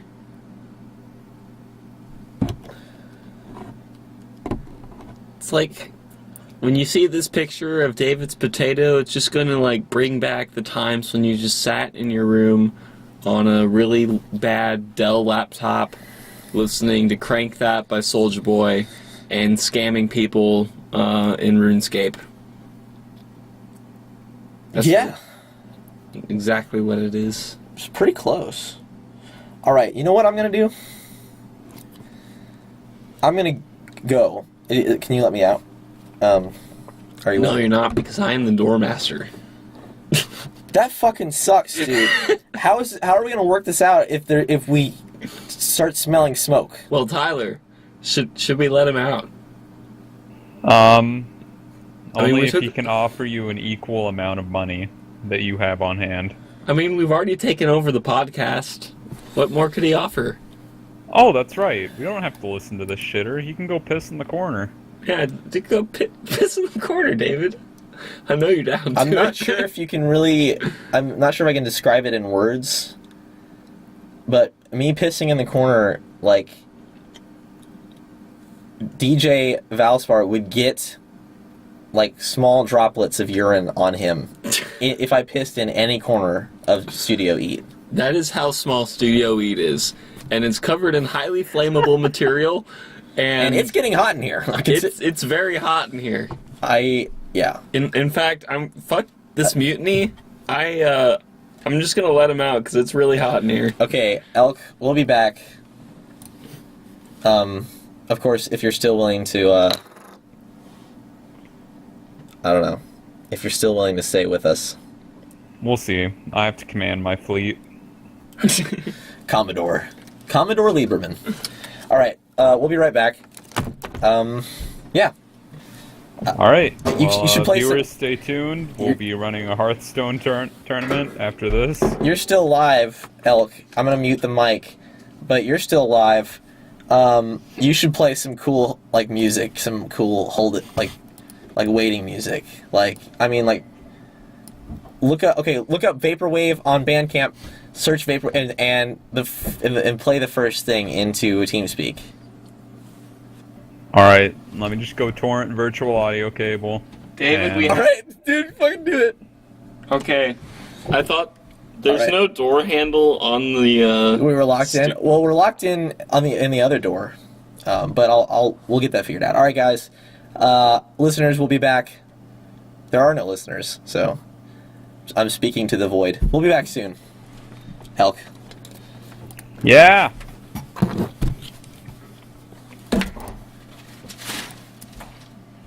All right, viewers. I'll now be hosting this stream, and things are going to be run a little differently. We're now going to talk about nothing but trendy topics. We're going to go over the latest Hearthstone strategies. Going to teach you how one simple trick with the Dwarven Battlemaster can really turn around the game for you if you use it in conjunction with the Rage comics. The Rage comics are a new series of cards released for Hearthstone. There is up to 50 Rage faces, all with varying abilities. There's the classic Fa guy, and he gets angry when he gets hit and does triple damage.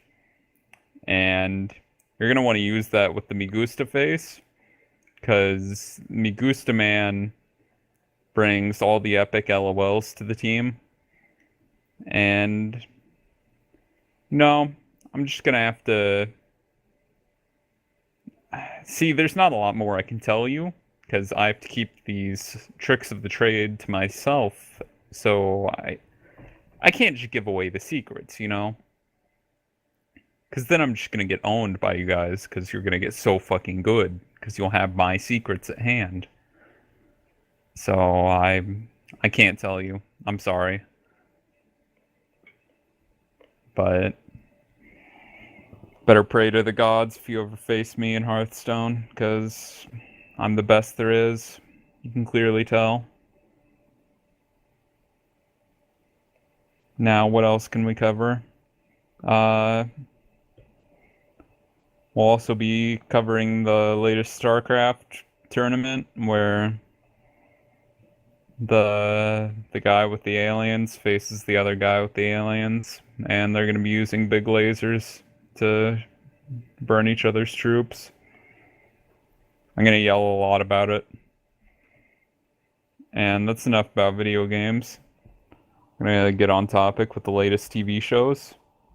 Any of you heard of a bit of a hit new show called Johnny Test? It's gotten pretty well known. It's a little underground, while also being well known. It's something you'd call a cult classic. Now, Johnny Test is a story about a boy in England who lives with his father, Johnny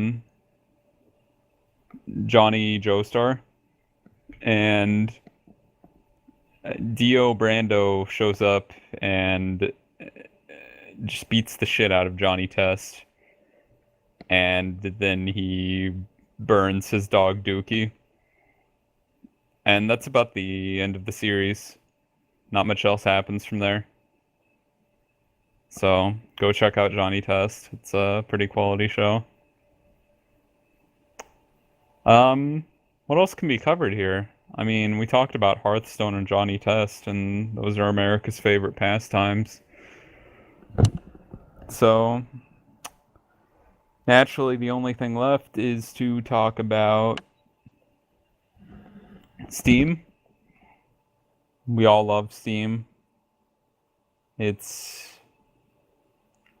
think we're getting close to becoming sentient and using all of its data to take over the world. I'm looking forward to it.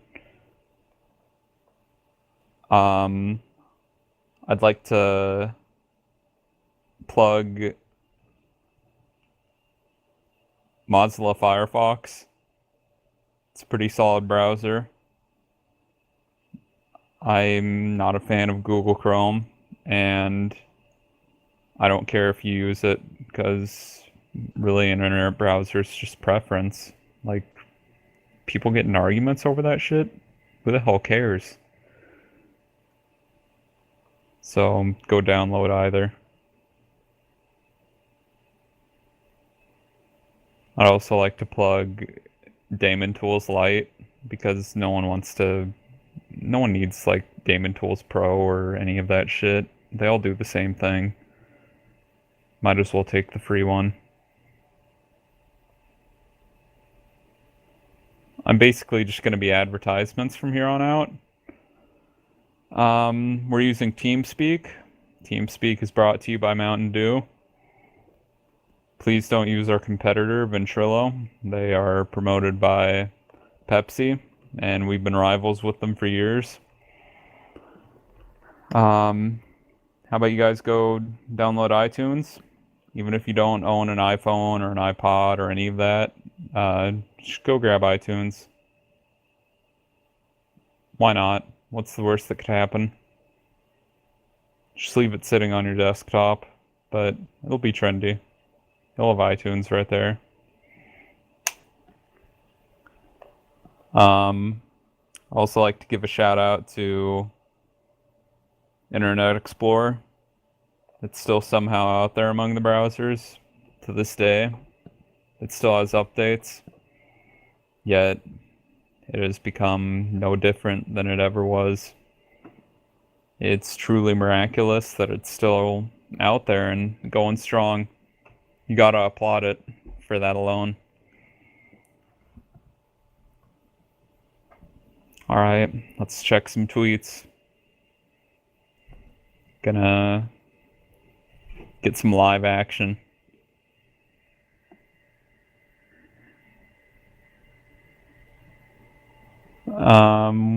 We have a tweet from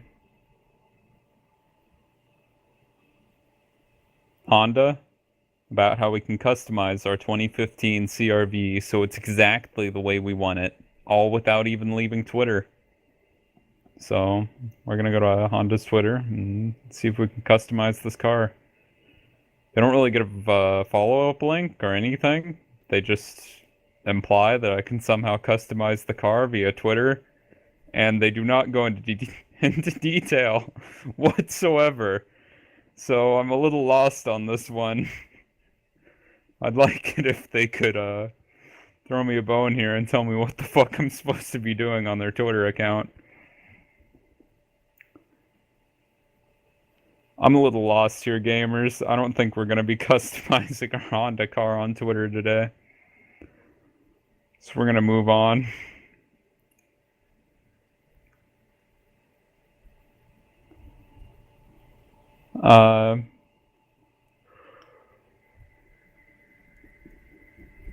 We got some other quality tweets.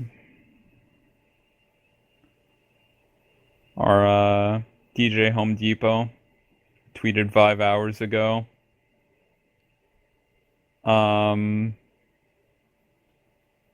Flip side, if I search out other music fans, rappers, and car people to follow, it can get, you what now? Elk, don't give up on customizing the CRV. I want you to build a new CRV right now, live on Drycast. Look, they don't give any sort of follow-up. I don't know what the fuck they want from you. Build your own CRV. No options. Build your own CRV. How do I do this? Like, there's no follow-up in that tweet. It is just text. Like, that's the There's whole no tweet. links? No, there's no links at all. Build There's your own just a CRV. picture of the CRV. Beautiful. We built by build. I mean, here's one. Well, I'm eating cereal. I mean, But yeah. to be honest, Elk, from what I heard of what you did when you were filling in, we should just give you the podcast. Honestly, this is much better than anything that I've ever done on this podcast. Yeah, well, stick around and we'll be covering how to scam your friends in Diablo 2. Beautiful. Oh my god! See, now I could never have thought of that. Whenever anybody says Diablo 2, it just reminds me when I was a kid, there was this guy in school who played Diablo 2 one time on his brother's computer, and then he was just obsessed with it. It's a pretty good story. It's like 3rd grade. It's a pretty hardcore game when you're in 3rd grade, you know. Oh, it is. You feel pretty hardcore for it. My mom was hesitant about letting me play it, but then I calmly explained to her, there's nothing satanic about this game. If anything, I'm setting out to kill the fucking devil. Mom. My cause is virtuous, Mom. Mom, let's get real for a minute. Satan is my god. Mom, sit down. Let's talk about Satan. Mom. God damn it! Mom, what can Satan do for you? Oh my god! See? Mom, Satan could customize your 2015 CRV. I know you think this is just a phase, but having a satanic goat altar to sacrifice on, this is something I need in my room, you know? It's not a cry for attention. I'm not trying to be that edgy teen. But it is a cry for you. I legitimately believe this. It's not, for real, Baphomet needs my help. I'd like to say that that Honda tweet, I still have it open, and one of the replies was someone tweeting nothing but the letter T.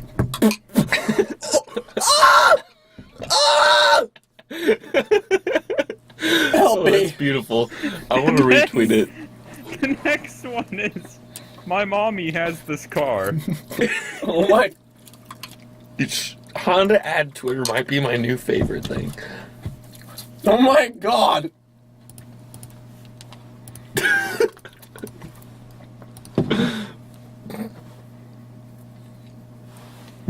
Jesus Christ.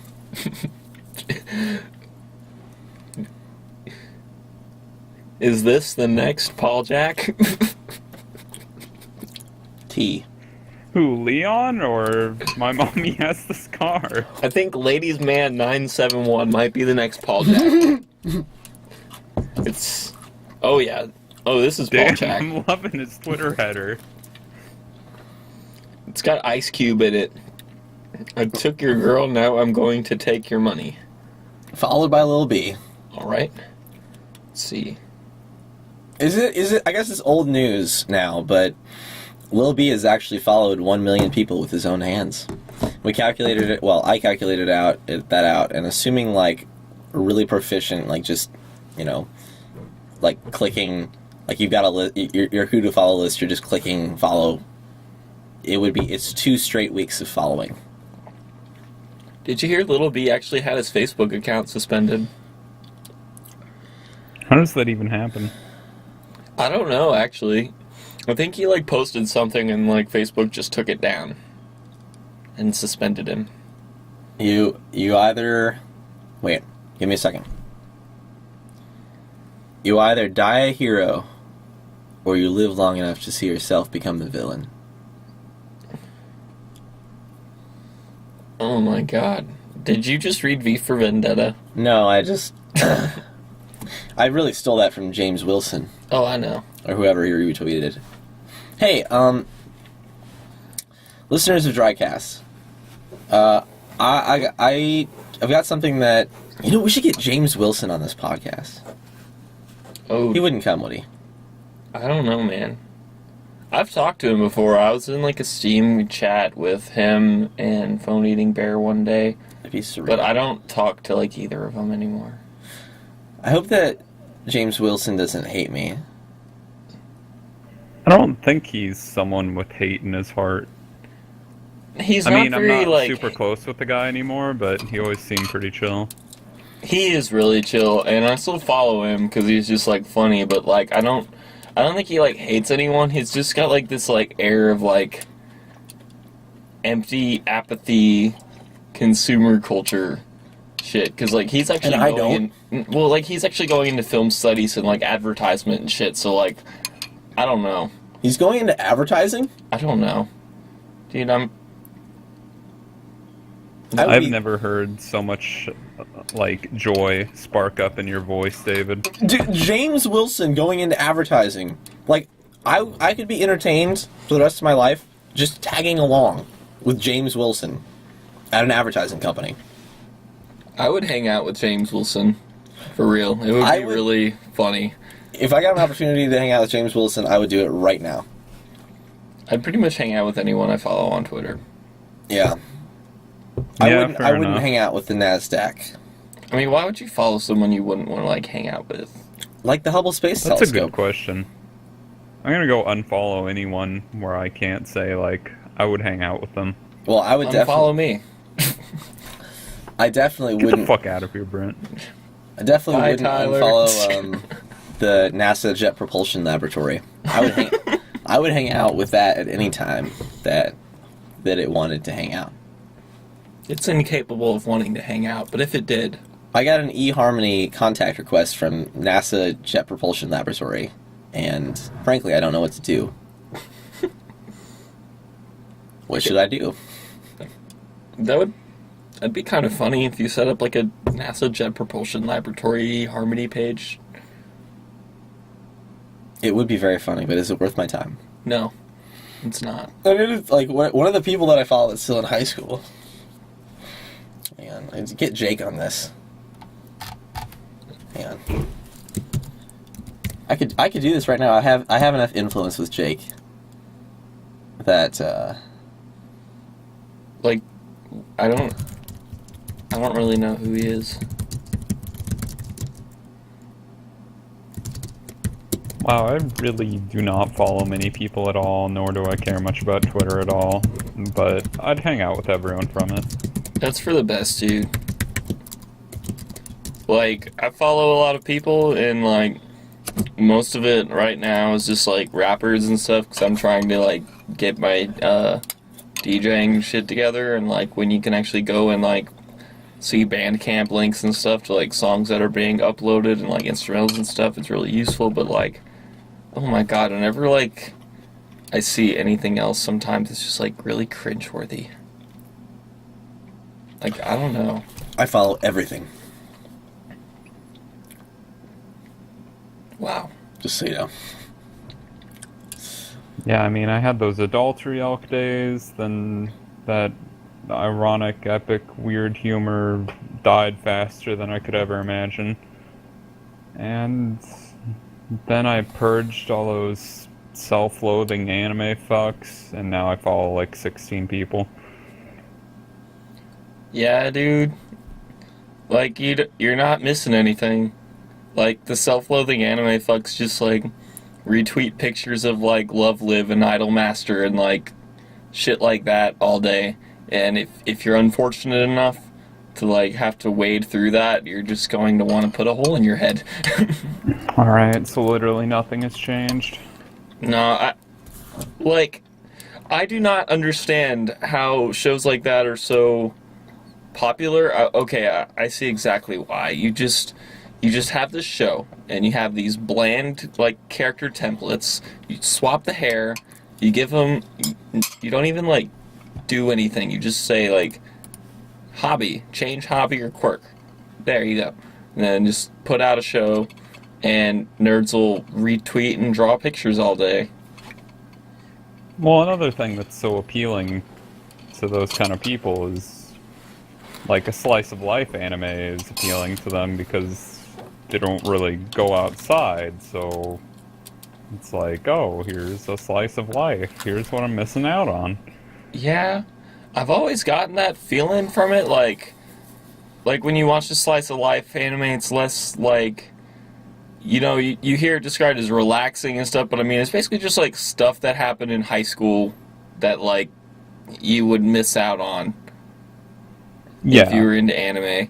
And that just makes it even more sad when you think about it, because it's just like, I want to relive high school, and it's like there's never like a college kind of thing like that, or like anything else, because it would get really creepy if it was like elementary school or whatever.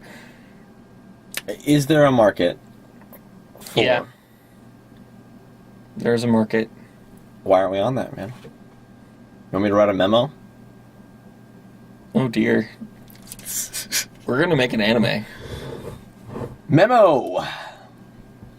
Memo is getting drafted right now. Oh man. And if we made an anime, this would get really fucked up. I don't think Japan would be into this at all. That's the memo noise. Uh-oh. It's going right above the cookie. It's a fucking potato. One that, like, I think it did okay for itself, but generally, like, people didn't like it because it was a little too real for them, but, Welcome to the NHK portrays your typical, like, anime Twitter user so fucking well. Like, it just gets them down to the dot. It's just a anime about a shitty NEET, and it's perfect. On the subject of Welcome to the NHK, I feel like since that anime came out in like 2006, that sometimes I feel whenever I meet a NEET online, it's as if they watched Welcome to the NHK, because it kind of glorifies the whole NEET lifestyle, and they want to emulate that instead of like actually doing it. It's like, oh, being a NEET's cool, and being a NEET's fun. You don't do anything except consume media all day. The and inauthentic then, like, NEET. yes. What about that portrays it as fun? Well, Or, it's good. It's not portrayed as fun or good, but it's portrayed as interesting. It's like you're into anime, you know.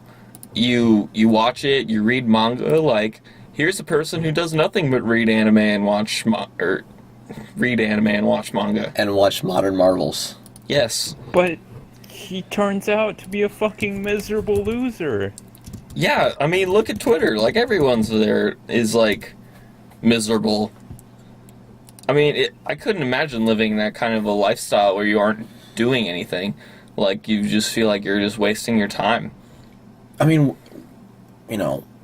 some people wouldn't do this. Some people wouldn't have created Studio Eat. Some people wouldn't make a podcast. Some people don't want to sit in a closet filled with highly flammable materials, but here we are. You know what? Yeah, fuck it. To each its own, I guess. I'm just saying I find the neat lifestyle to be very boring and self-imposed. Yeah. Yeah, we can agree to that. Would I be like a diesel neat? You I don't- are one. See, like, a neat doesn't have any money, and whatever money they do have, they mooch it. So, could you lead a diesel neat life? Well, yeah, you just blow all the money on diesel. Like, you wouldn't care about I'm thinking paying like bills basically, everything that a neat is, the neat that we're talking about, except just replace anime with like a diesel electric hybrid locomotive, like a train locomotive. That's not really possible because, like, neats either live with their parents or they, like, live in a squalor. Well, I mean, I live with my parents. But My mom. can you get a locomotive into your house? I have one here already. It's small. It's smaller than most locomotives, I would say. But Is this like a very strange innuendo about your cock? no, I actually just have model railroading stuff. Neats really just love model railroads. Dude, I mean, if I could be a model railroading neat, I wouldn't be one. But There are, though. well, I mean, all model railroaders are neat. Like, I've talked about model railroading in the last podcast. No more model railroading for at least a month. How about no more anime for at least the rest of the podcast? Please, thank you. Look, I've seen anime. You're right, let's talk about anime more. Well, no, I just wanted to say to everybody out there that I've watched anime before. Congratulations, Shinji. Well, I try. Yeah, I've seen anime. So, yeah. That's You did it. That's it. I've seen anime. Proud of you. And he's got modern marvels pulled up. Edit that out. Girls won't like that.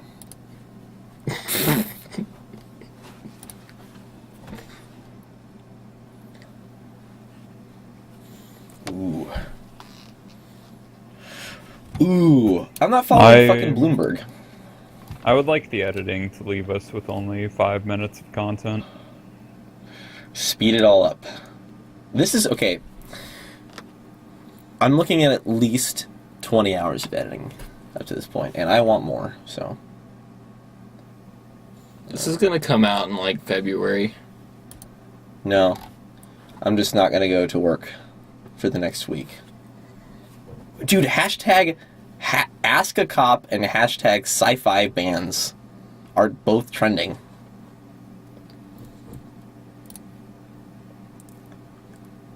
You say sci-fi bands.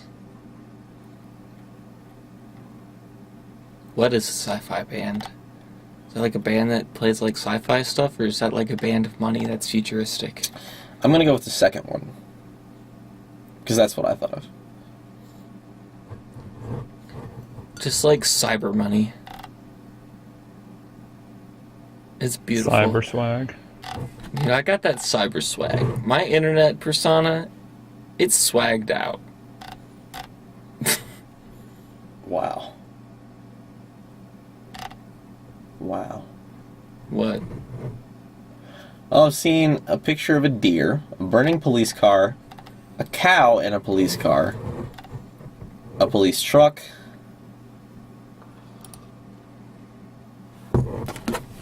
Somebody follows this guy. Who the fuck is Daniel Sulzbach? Elk, you know who that is? He's one of my operatives. Oh, okay. Let's see, speaker, gamer, Dota 2er, comic lord, Anti-feminist. I'm sorry, Dota 2er. You see Dota 2er and anti-feminist in a bio, and you hit the block button. Zelda freak. Oh dear, he looks like some streamer. Oh no, I figured that out immediately. No. I figured out that this guy streams. I mean, Obviously, the first like 3 words. it's just a question: does he stream exclusively Dota 2, or does he also do Counter Or Strike? is he streaming right now? Oh, He could be. We could all drop by. I'm gonna hit you up on your stream. That's not laugh worthy at all. Everybody in listening to the live stream, chat us up. Hashtag Drycast. We're there. I'm currently creating a tweet deck column. We are like the 77 Chevy Impala SS of live streams. I don't even know if that's a car. The Chevy what? Chevy Impala SS. Yeah, that's a car. Is this from 77? That existed. T. T. Exactly. Well, who's online on Facebook? Just my coworker Peter. Wow, poor guy. Get him in here. He might actually be listening. I don't know. Ain't nobody's listening. I think I saw 1 viewer. Total views. 2.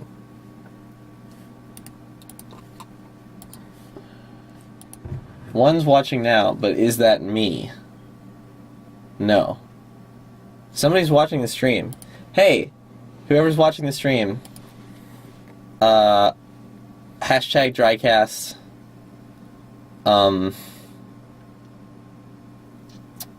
Yeah, I created a TweetDeck column and for Drycast, and it's just me, so if you guys could help with that.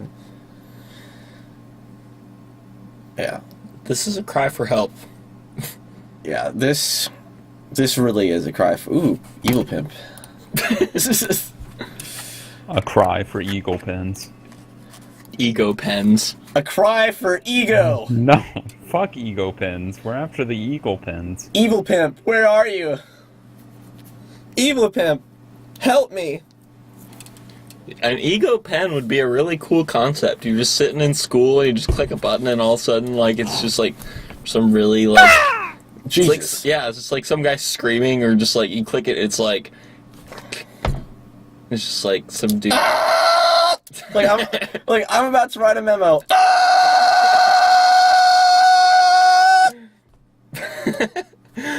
Or just like you click it, and it's just like some guy talking, he's just like really, really self-absorbed. I wrote Ego Pimp and then Ego Pen over my fucking potato, and then Ego Pimp, if somebody was named Ego Pimp, no.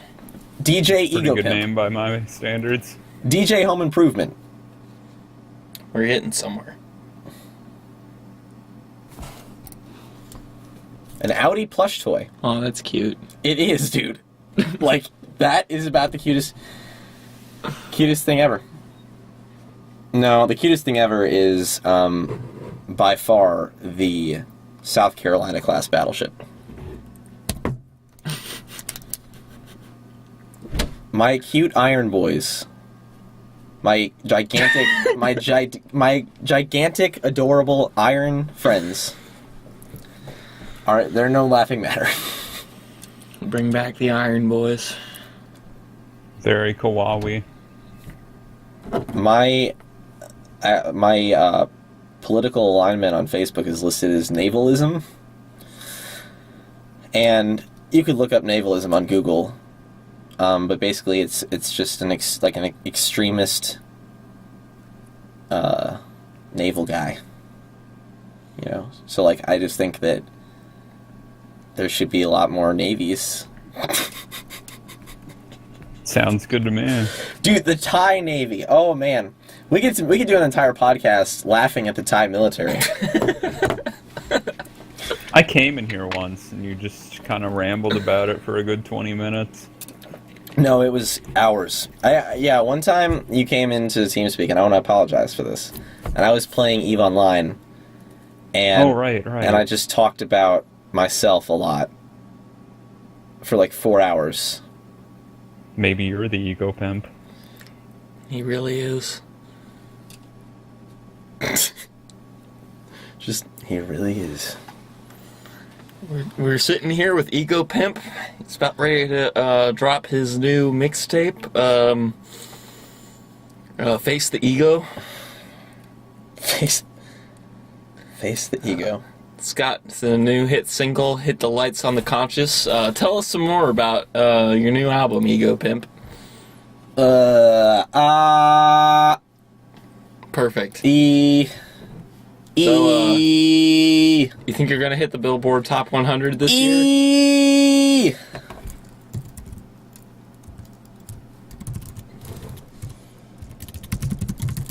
Alright. What are you doing, Elk? Me? I'm not really at liberty to tell you that. Uh-oh. Shit. This might be very important. Is it classified? No. No. Oh, man.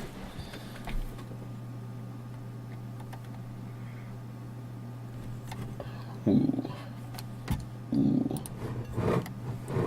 Ooh. Ooh. Ooh. So, Sony Glass is coming out. And, you know, like Google Glass. Sony Glass. More like blast my ass. Oh, yes. But, Sony Glass is coming.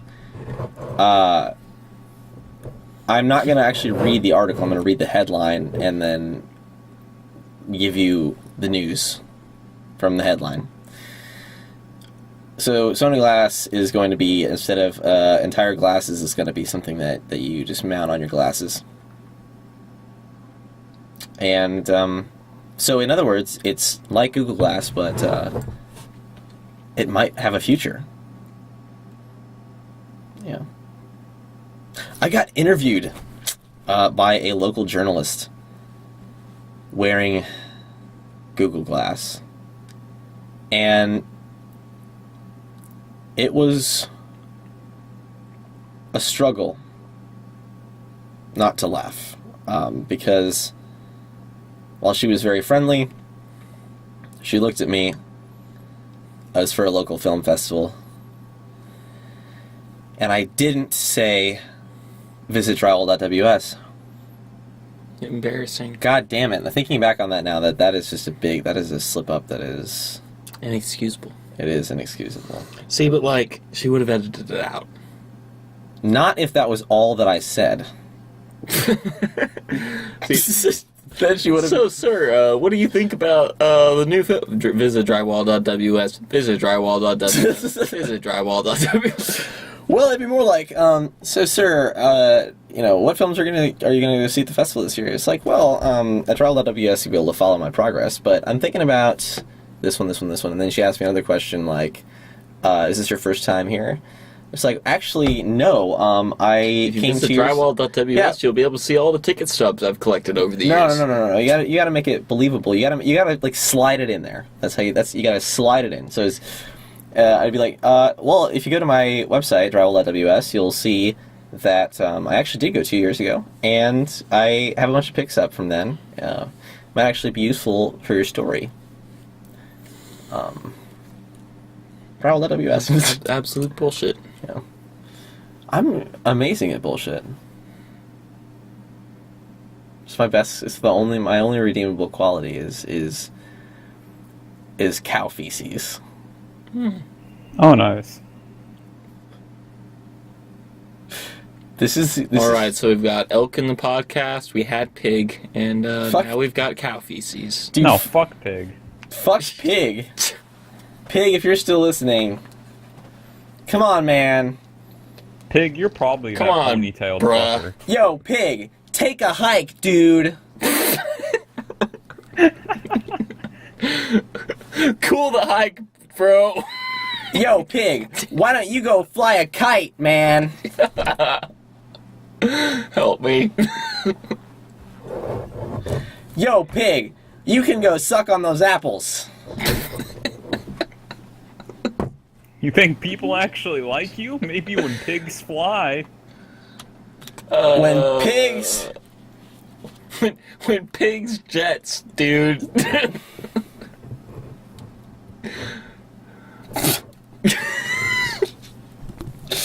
Jesus Christ. Thinks he's all that.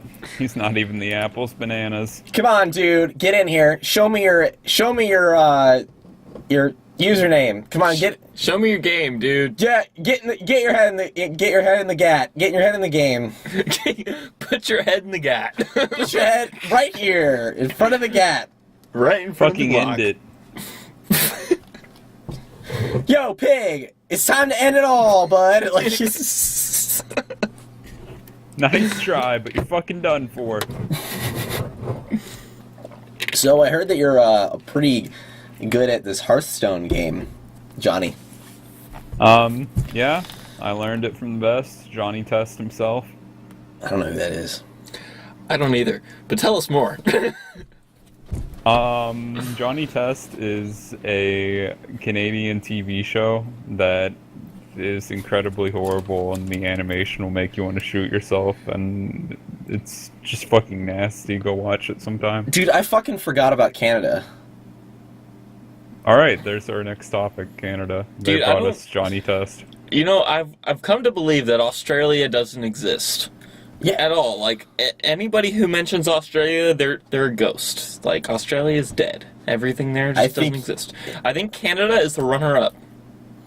Yeah, Canada's the next in line to probably not exist. I just feel sorry for people from Australia. Like, genuinely. Yeah, they are kind of like Americans. Yeah. That's all I have to They say. just... I don't know. It seems like a bad life. I just get the impression it must be horrible to live in Australia. You know, Australians they're just not quite as good. The only, like, footage I've ever seen of Australia is a Tony Jaa movie, and they had, That's not true. You've watched High by Ryan Dell. See, but that's why I don't want to go to Australia. Because of Ryan Dell. Yes.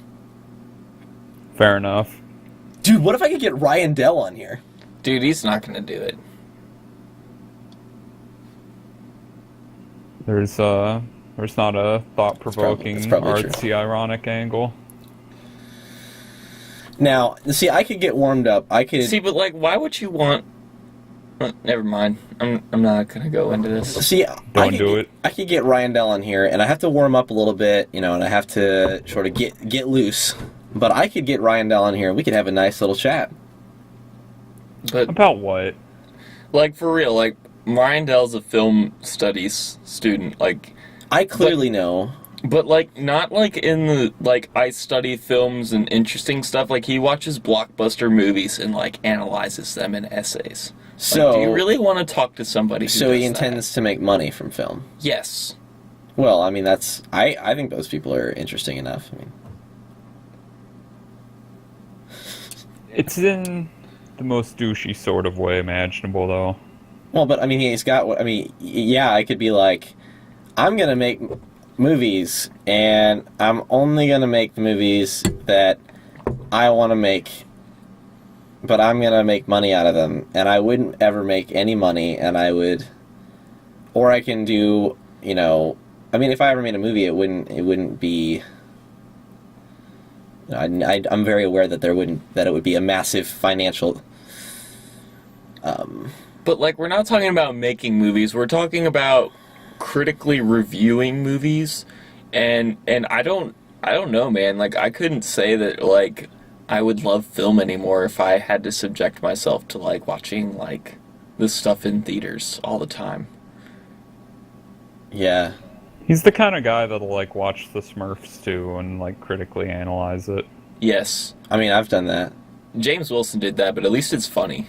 Like, I never found anything funny about Ryandel.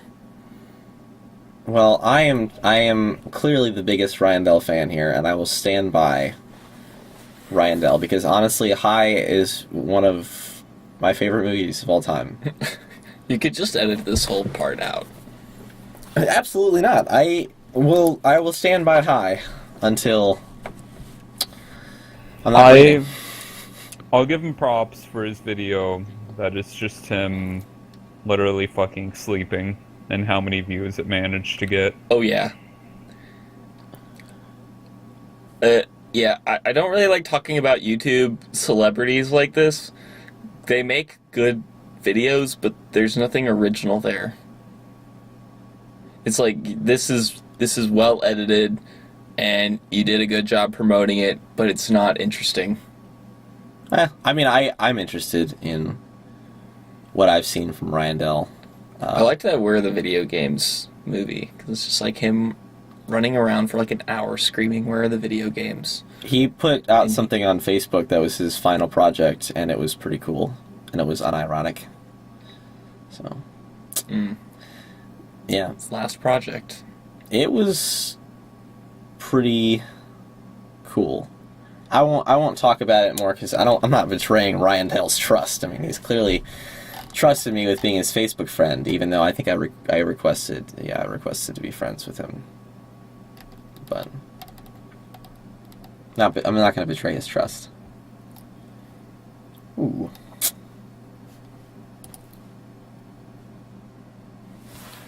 I'm gonna go home and make as many Toho Gachimuchi videos as I can possibly upload. Wow. I don't know what that is, but I can really feel the quantity thing though. I can really feel that.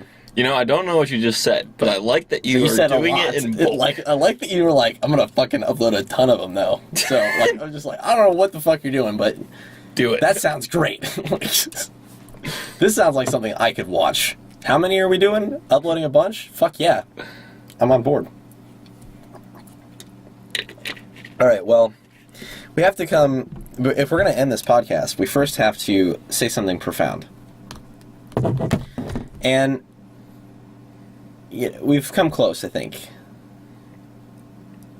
You know, I think we hit our profound peak when we said Inuyasha is my husbando. I think it was when I left, or when we left, and Elk said, "Come fuck with me in Hearthstone. You'll get fucked. Don't fuck with my heart. Don't fuck with my rocks. I'll fuck you up." Did you say that?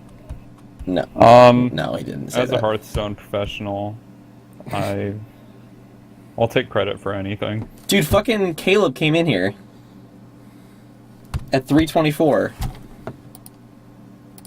Caleb, get the fuck back in here. Are you listening right now? You better get in here. Where's my fucking phone? Oh, fuck. Shit, cunts. Oh, Elk, you live in California. That I do. Immediately making you... I mean, no matter what your personal interests or identity, you're immediately way cooler than anyone else that's ever been on this podcast. SoCal! What's it like being from California? Or being in California? You're not from California, are you? No, I am. Oh, you are? Okay. What's it like being from California? It's pretty great. I mean, I guess I'm kind of spoiled because I've been here for so much of my life that I don't totally know what to compare it to. Like, I've been out and about to plenty of other states, and California is like that supposed, like, it's got that hype that I was just born into, so I guess I can't really properly appreciate it, but I like California. You know, it kind of sounds. I don't want to be abrasive, but California kind of sounds like hell. It's crazy populated. It's hot. That's about it. I think California sounds really cool. There's just like a lot of stuff to do, but That would definitely be the plus. yeah, I mean, it's not hot, like 80 degrees. That's from what I've heard, like year Well, round. okay, you can't generally say, but you know, in general, it's not. Yeah, like, I wouldn't say it's too hot, but I mean, I just kind of grew up here, so I guess I'm not a good judge of weather. Like, this is just gonna be average to me. Like, what is it right now? Oh, did It's you know? actually 50 right now, but I guess it's like the middle of the night. So it's 50 degrees out now. Are you pulling out your snow jacket? Oh yeah, of course. Look at that fucking joke, dude. That was a fucking joke. Holy shit, man. Now, it's 25 degrees outside right now, but it's at least 200 in here in Studio Eat. We're, okay. I shouldn't have generalized and said it's all hot. The only place in California I've ever been was San Francisco, and it was astounding in how different it was from everything that I'd ever been around before, and it was an amazing experience because, well, it's just an amazing place. And, well, actually, okay, I'm fucking lying. It was an amazing experience because there was a Liberty ship there. It's called the USS Jeremiah O'Brien, and it was the first time I've ever set foot on a historic vessel. And yeah, I'm sorry. That was really why. I really want to go to California because, like, every time my parents are like, we should go on a vacation or whatever, and I'm like, or my sister's like, we should go to the beach or whatever, my parents are like, we're going to Florida. Oh my god! God. See, that was perfect right there. That is exactly how I feel about Florida. It's like, we're going to Florida! Fucking help us. The times I've been to Florida, I've hated it. I've only been to Florida once, and it was absolutely gorgeous in every single way, but that's because I went to a very, very rich resort, and I spent the entire time I was there walking on the beach, and I'm not saying this in a, trying to make myself more eligible way. I'm just saying this, and that's actually what I did.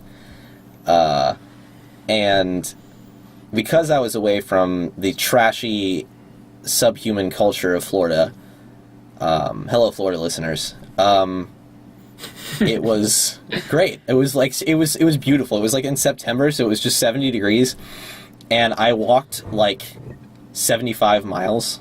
My cousin was getting married, and I showed up for the ceremony, and that's it. I spent the rest of the time walking. Last time I went to Florida, I got a fake Coke can and I filled it with weed and smuggled it. It's already fucking horrible, dude. This story is I know. And you smuggled it back, right? No, I smoked like the entire thing. It was like enough to smoke like 3 blunts a day, at least. Honestly, why do people like Florida? I can't think of a single reason, because I basically spent the entire time smoking weed, drinking like ridiculous amounts of alcohol, and I was still not really feeling Florida. I think it's just like the people, like I imagine. Yeah, Florida, no, it is the people. it's That's like what it is. old people that are trying to like grasp like like they're middle age, like by the clutches. So they get the Mercedes, the Desperately. black E-Class, and they pull up to Walgreens and they get as much opiates as they can, and then they drive down the same highway road by the beach. Or they're just obese, and that's it. See, I liked going to Florida because I didn't have to do anything. I got to sit around by myself. My sister was out doing other stuff, so it was just sitting on the beach all day smoking weed. I had to turn Not her down that bad. today for cigarillos Really? because the law.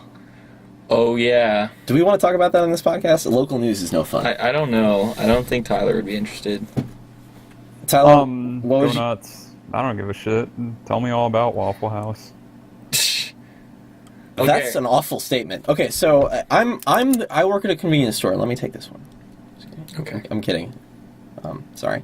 You mean you work at Waffle House? Because I just assume that's all there is. I work in at your Waffle. state. I work at Waffle Gas. So, Yeah, instead of syrup, you get like 95 octane gasoline poured all over your waffles. it's fucking delicious. But anyway, so I work at a convenience store. Last night we're closing up, right? And one of the managers says, "Yo, the city council they just passed an ordinance bringing the tobacco age up from 18 to 21, just in city limits." And I don't get emotional about things. Forgive the generic young male cliche that's about to come out of me, but I do get pretty emotional about laws, and not really, but that's the only thing that can evoke life out of me. Is law so. And that fact was big enough, but I was just like, oh, it'll take like 6 months to go into effect. Come into work today. Signs on the door saying, effective immediately, we can't sell tobacco to you unless you're 21. So I spent all day explaining that to people, and I could go. I've also spent all day saying whatever I could possibly say right now. So yeah, that's all I have to say. But Elk, what do you think about that?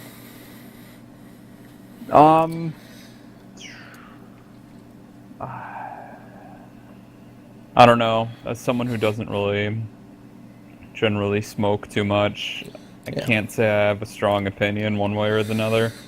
Yeah. I think that it's really silly because when I walked into my job today, my manager told me that, I was like, "Are you for real?" Because something like that, you would think that it would have months of planning and people would be able to protest it. But it was I walk in today and they're like, you can't buy cigarettes unless you're 21 anymore. But the thing is, it's only in the city limits, and if you go on the highway, it's like a mile outside, not even that. You can buy your cigarillos, your cigarettes, at the gas station there. So, what it's really just doing is you're taking the 18-year-old who's already smoking, and the reason why they're smoking is because, I don't know, they need a break, they like smoking, they're addicted, I don't know. You're just taking them, and they have to drive out longer to go get their cigarettes. And it's kind of like how in New York, they have such a high tax on cigarettes there that they people just go down to North Carolina and they just buy boxes and boxes of cigarettes and they bring them back and just sell them on the street. It's just doing that. You're just making the people who actually smoke go out of their way because they're going to do it anyway, and it's not going to help. They also banned e-cigs inside. So I know that. I knew that already. So there's no point to smoke an e-cig now because it's treated exactly the same way as a cigarette. Yeah. I said I wasn't going to say the things that I've been saying all day, but I'm going to anyway. So for one thing, it wasn't a law; it was a fucking decree because they just suddenly, said it and it was effective immediately. I think there will be protests because the emotions that I saw today from people, and the funny thing is 80% of them were over 21. Mm-hmm. And okay, so why I'm blatantly anti-government. State that right off the bat. So I have a lot of bias. But working within that framework, what do they want to accomplish with that law? Well, they want to stop kids from smoking, right? But here's the thing. Everyone that smokes knows that it's bad for you, right? Everyone's heard that. You don't smoke because you think it's, making you live longer. And they're just going to leave. They're just going to use more gas and expel more emissions to leave to get cigarettes. I can tell you that overnight, my convenience store, we just lost 30% of our business right there. Just like saying, by the way, you guys are no longer like a valid asset anymore because we said so, and yeah, I guess I shouldn't vent. I shouldn't use my own podcast as a way to vent, but it's what it is it's so like there's so little rationality in the act that it is astounding. I mean, we have crazy-ass laws. I mean, the government can tell tobacco companies what they can and cannot put on their label. So, I don't know, maybe I'm probably the only person on Earth that sees that as astounding. But it's in this particular instance, I feel like it is just crazy. It's like the craziest thing I've ever heard the local government doing.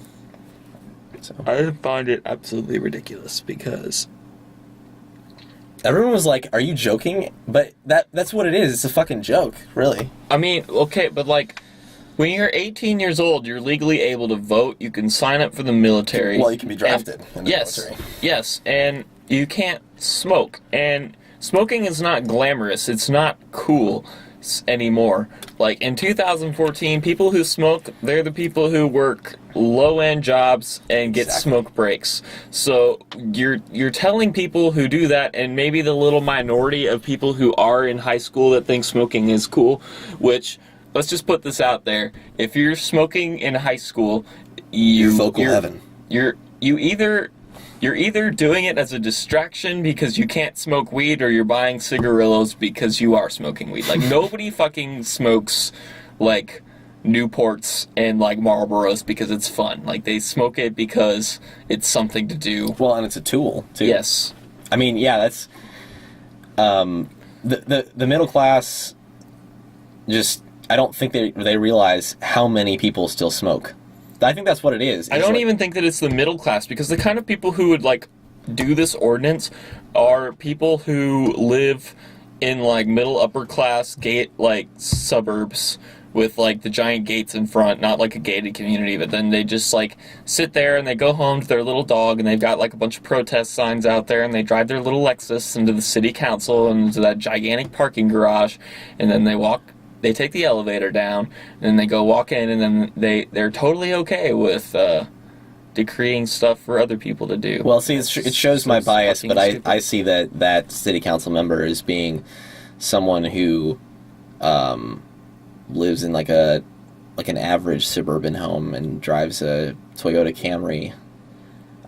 But again, that's useless. No one wants to hear that. No one wants to hear. I wouldn't. Yeah, but like, I don't know, man. Like, sorry, Elk. You really don't know in this city, because like I was riding around flowering with some people, and we were just in like this regular like middle class neighborhood, and they're like, "Oh man, this is like the rich part of town." And I was like, "For real?" Like Columbia's just got like you're either living in like student apartments, you're living in like a squalor, or you're like living in like a middle upper class house, or you're in a mansion outside of town, 15-minute drive.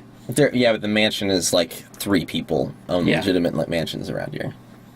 Well, I don't mean like mansion, I mean just like really large farmhouse. Like larger than average. And when I say that, the average person, well, 2 stories, garage. Yeah. That's large. There's no real wealth. A good example would be I saw a Lamborghini Gallardo in front of Buffalo Wild Wings with plastic sports flags in the windows. And that's pretty much a summation of the money around here. Oh god! Speaking of cars, I was at my job today, and it was like this lady came in, and she just would not stop talking. And I guess she bought like a 1999 328i, and she was like, "Who's got the BMW outside?" And I was like, "This is the first mistake." I was like, "Yeah, that's mine." And she was like, "Oh, really? That's such a nice 328i." And I was like, "Yeah, it's really nice." She's like, "What year is it?" And I was like, "Oh, it's a 1997." She's like, "Oh, really? It looks really sporty." I was like, "Yeah, no, it's the sports version." It's a fucking M3, a potato cunt. It's a fucking... I mean, I'm not gonna, like, go out and, like, say this because, like, I mean, like, when you get down to it, the 3 Series, no matter, like, if it's a 330i or, like, a 328, it's the same size. But she was arguing that her daughter's car that was in 1999 was larger than my 1997 BMW M3, and that it looked sportier. And I was just like, please stop talking to me. Yeah. Please. I guess, like, the richest cars around here is just, like, Maseratis. I guess you said there was, like, an Aston Martin that drives around here. There is no wealth in Colombia. That's the thing, is there is money, but no one really knows what to do with money. And that sounds stuck up, because it is, blatantly. I mean, if I had money, I would use it wisely. I wouldn't buy a Gallardo, for one thing. I certainly wouldn't ever go to Buffalo Wild Wings, and I certainly wouldn't ever think about athletics ever again. I don't know why I said ever so much, I apologize. But I would simply buy a Rolls-Royce Silver Cloud 3, and retreat into my secluded fortress with landmines, and occasionally I would leave dressed as someone you would see on a runway in 2027 in Paris, and I would just drive around just to be looked at, and then I would go back to David, my check fortress. this out. People are different. You know what? Human variety, man. Who needs that? Fuck that. No, if it wasn't for human variety, then this podcast wouldn't exist. So thank you, all of you ignorant, subhuman beings. Thanks to the person out there that aspires to drive a Toyota Avalon. Yeah, because I mean, then I can laugh at that car. Then that car stays around, and I can be like, wow, I see that, and then I've got, my car is so much nicer. Like, man, I am so much more valid than you are. I'm a better human being. It's like, my car is fancier. Like, the matter in my body is so much better used than that was given to you. It's like, I'm glad that I have those people to look down upon, because it makes me feel good about my uneducated, worthless, living with my mom lifestyle. Studio Eat, Drycast. Welcome back. I don't know, man. Like, I see, like, it's actually, like, fun to me to, like, listen to, like, people's dream cars. Absolutely. No. I'm not And actually... it's not, like, a judgmental thing. It's just, like, you like, listen to, like, what they have to say and what they think about, like, cars and all that. And I think that it's really cool. That is... Because then I can just sit here and... Like, I don't know, there was actually a guy who was just like, I'm gonna get a Toyota Avalon, and I was like, you could get, like, this, you could get this, you could get this, and he was just like, oh, really? He said his dream car was, like, a Lotus Elise. Yeah. I mean, okay, you probably couldn't get a Lotus Elise for 30 grand. Yeah, you could. Actually, yeah. 30 grand would probably be, like, low end, I would think. Low end or, like, older model. Hey, Elk, how you doing? Hey, I'm just here in my Honda Avalon. Hell yeah! Johnny Lieberman. Johnny Lieberman, this Honda Avalon. We're tarnishing the Motor Trend name. Thank you, Elk. John? I always liked the word Avalon, so I figured, why not Avalon's make a this very purchase? nice name. Yeah, but what if it was like the Abaddon? Oh. The Toyota Abaddon. Oh dear. See, like, cars are named after, like, whoever buys them, like, they think that's desirable. I don't want to meet somebody who wants to buy a Lotus Abaddon. A Lotus Abaddon. Like, I would buy a Lotus Abaddon. the Lord of the Depths Yep. in a car form. And really, the XJR. Or like the round door roller would be an Abaddon. The Abaddon would suit that car well. But I think Phantom is even better. My Mitsubishi LX Thanatos is a bit better. Is this an EVE Online? Oh wait, no, EVE Online takes... Yeah, that's okay. Sorry. Mitsubishi Thanatos. This is the Song of Death in a car form. AKA... That... Evo. Evo. The new name for the Evo. The Thanatos. Yo, Mitsubishi, hit me up. DavidTheDriver.ws. Mitsubishi, hit us up. You got one good car. Make it count. We have a library of names we learned from SMT games. Like, we're all set. EVE Online. That's where I learned the word Abaddon and Thanatos. I learned Wow, those I can't believe EVE from Online Shin Megami stole Tensei. our Shin Megami Tensei gods. Oh my god, see... Well, I was looking for a truly profound statement, and we're almost there. Because... I will burn my Evo! I'll burn my Evo. I'm gonna light it on fire. This is my car. It is the song... It is the song of last songs. It is the song of death. It's my Evo. It is a death howl. The Mitsubishi Death Howl. Would you like a test drive, sir? No. No, I would Driving not. this is like a battle for everyone's soul.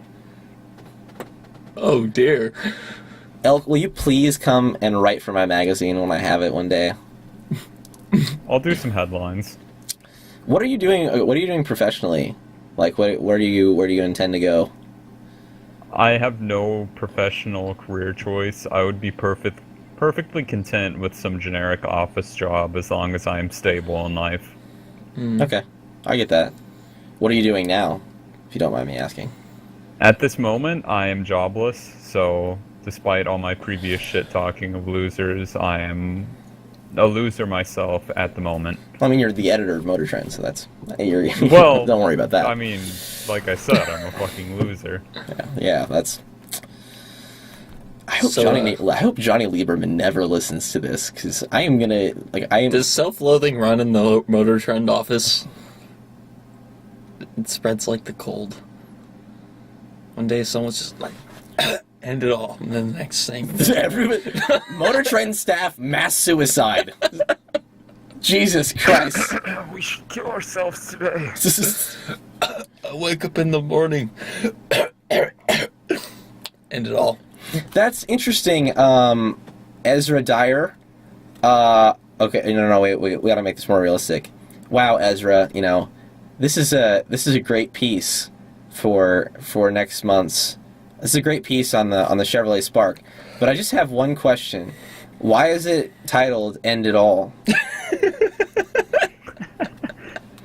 And Ezra looks into Johnny's eyes and says, "You know perfectly well why." And then they both, with tears in their eyes, take out guns and blow their brains out right in the middle of what's the publishing company that publishes them? I don't remember. Penguin, right in front of in the middle of Penguin Publishing. Ezra Dyer and Johnny Lieberman end it all. I really like Ezra Dyer and what he writes, but that doesn't mean anything to you guys. But the 2015 car of the year. Ah yes, the 2015 car of the year. I wish I were that crash test dummy. Mitsubishi Eclipse, car of the year. That would have been better. Honestly, that would have been a better piece to read than the car of the year for 2015 is the fucking Golf. That is like the only car that nothing changed in. The Mark 7 Golf came out last year. Motor Trend just... And I can't say that I am really well informed because you read that piece in my magazine, told me it was the Golf, and since then I have found myself unable to look at Motor Trend. So what I don't get is they had a lot of different cars on there from a lot of different price points, and I don't figure how they could get the car of the year to go to the Golf, because like they had the Maserati Ghibli, but that's also they had the K900 on there. That should have been fucking car of the year. I don't even... Subaru WRX was on there too, and I don't know why. And then the BMW i3. That... Okay, i3, K900 should be... Even if they're absolute shit, okay? Even if the i3 is a Geo Metro with a BMW badge, still, car of the year above a fucking Golf that's a year old. I don't get that, but I probably should read the article before I criticize too much, except I'm not going to. Ever. I'm not going to read that magazine, so anyone wants to come by and pick By the way, cancel your subscription. I'm going to do that right now. Actually, I can't do that. What a shame. So, A Elk, rotten way to die. Who are the Pakistani Taliban? If you'd like to learn more about that, you need to play Deus Ex. That is the funniest thing that I have ever heard. I'm not kidding. I actually would be like screaming in laughter right now. But it's too funny to laugh. All right then. Like no, dude, seriously. How do you do that? Like, who are the Pakistani Taliban? You're gonna have to play Deus Ex and find out. I've never heard anything funnier than that. Thank you. Thank you, David, for your insightful, cheerful, beautiful expressions. I've played Deus Ex, and I can't say that I know, but then again, I got lost on the first level. What I'm wondering, who developed Deus Ex? Because I'll ask him who the Pakistani Taliban are. Activision. Did you guys hear that the ruble is losing value? What the fuck is the ruble? Who knows? Dude. It's the Russian this currency. Okay, never mind. I was about to make a joke, and then I realized that American Apparel fired its founder. What a shame. I was about to go out there and buy some new clothes. Well, guys, the iPod trial verdict is in. Apple is not guilty. Of what? No idea. Well, guys, American Apparel. Dude, fucking the guy that made Clifford the Big Red Dog died. You know, I was honestly a big fan of Clifford, and let me just say, Clifford is really cute. That show is really freaking cute. I haven't seen it in years, but... I had a couple of the books as a kid. I don't Me think too. I ever watched the show. I didn't know there was a show. Dude, you're a fucking hipster, man. You managed to say that about fucking Clifford. Like, holy shit. Dude, how's that hipster? It'd be hipster if I said, like, I knew about Clifford before it was cool. But that's basically what you're saying, because I had no idea there... What? Well, because, I mean, Clifford was popularized by television, right? I don't know, man. I had the books. Yeah, I read, I like... just had the books. I mean, I'm pretty much saying the same thing as Person. I mean, I only had Clifford on vinyl. Actually, Yeah, that okay, too. the word hipster is not adequate. Indie? No. I'm gonna have to say Superior. Brent's just a fucking narc. Superior. Secretly a cop. That... Clifford the Big Red Cop. David, in the edit, you just heard the intro, the funny bit. You know the thing that makes Drycast unique, the first part of the podcast. That was it. Just go back a little bit. Just talking to myself in the edit, you know. Damn. Clifford the Big Red Cop. Oh my god! Movie review: The Hobbit, The Battle of the Five Armies. Interesting. Have either of you burnt your dread? I have. I burned mine a long time ago. Alright, thank you. Just double checking. I burned every single dreadlock. Right down to the, What is happening? Right down to the, fuck, I can't make... Right down to the sublime bit. Right on my forehead. The sublime tattoo. Every single dreadlock is gone. Me Alright, dreads. now you're gonna have to bathe in gasoline. I'm bathing in melted Bob Marley records. Everything you Sir, said could be the intro bit, honestly. I'm bathing in melted Bob Marley records. This is the first thing you hear about this. Like, oh, Jesus! Or Clifford the Big Red Cop. Clifford the Big Red Cop is bathing in melted Bob Marley records. It's the only way he can burn his dread. How many dreads can we get rid of? We're gonna have to go to Jamaica to get rid of some dreads. Please edit that out. Sorry, I'm just doing my best to make burn like, my dread the how next could- big meme. How We're can gonna I go be- to Jamaica. How can I be insensitive about this? We're going to Kingston. We're bringing AR-15. Yo, me and a group of my buds are just gonna head down to Jamaica with our AR-15s because we hate dreadlocks. We think dreadlocks don't look good. Visit my website, drywall.ws. I really like dreadlocks, actually. I think they look cool, but, like, you have to have the hair for it, and you have to, like, be okay with not being able to wash your hair for, like, months. And I couldn't do that. Can we at least somewhat mutually agree they're almost always gonna look pretty shitty on a white person? Oh, yeah, definitely. It sort of says, I took third place in existence. Like you took the bronze home. I just, okay, like, I wouldn't say that, like, dreads look bad on white people, but, like, you just shouldn't do it because that is a hairstyle that, like, African people came up with, and you're just, like, stealing the hairstyle, and you're stealing that look, and you have to have the hair for it, too. You have to have the right color, you have to, you know, it like, wearing dreadlocks is something that, like, when you have them, you have to, like, be in a certain mind state, and I think that, like, white people having dreadlocks, it just looks really gross, because it's just, like, Yeah. you really don't have anything to do with it. But what about And- Rap God? And you're just kind of adapting that cultural thing. As Yeah, a fashion isn't that- statement. When you wear dreadlocks, you're basically saying, I'm Macklemore. Yeah, I mean, but Sort of.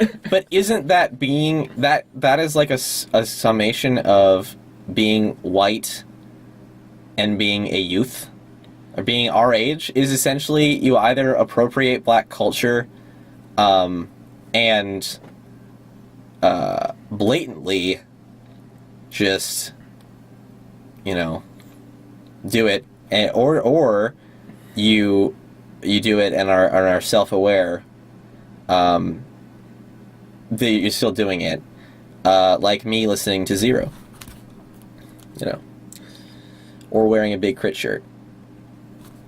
Well, what do you have to say on this, Elk? I don't know, like, it seems a little out there to do. I don't know what to compare it to. Generally, white dude adapting that cultural look, just something's off about it, and I can't quite put my finger on it. Well, like, okay, like, I wouldn't say that it's, like, necessarily, like, appropriating, but, like, I don't actually know what that word means. it just, like, was a joke. okay, never mind, okay. Like, I don't know, like, if you, like, I think the easiest thing I can like think of is just like trap music. How it started out in Atlanta.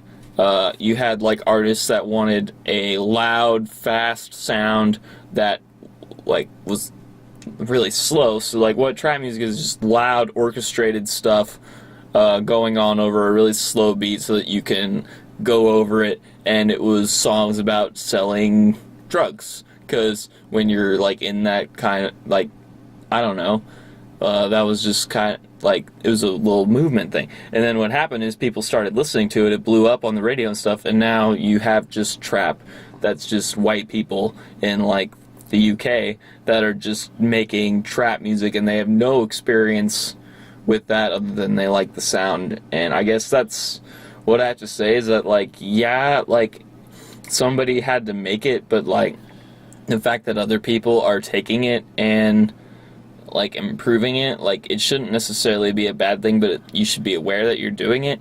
And if you're not, you just look ignorant. And I don't know, I just think that like people say that like when you're in America there's not really a culture necessarily, but there kind of is. It's just like there's not a like, culture like in any of Western civilization really at the moment. And there's not like the traditional, because the spaces between like the cultural gaps are so huge, if you know what I'm saying. Like, yeah, I mean, we were in a basement recording Drycast. My next door neighbor has never heard the words appropriating black culture, you know. So, I guess that is saying that I'm superior to them, which I would be comfortable with saying, but I'm not. But if I was, I would. But, the thing is, if they cared, they would know, but they don't care, so they don't know, and that's fine. I wouldn't. I mean, I was.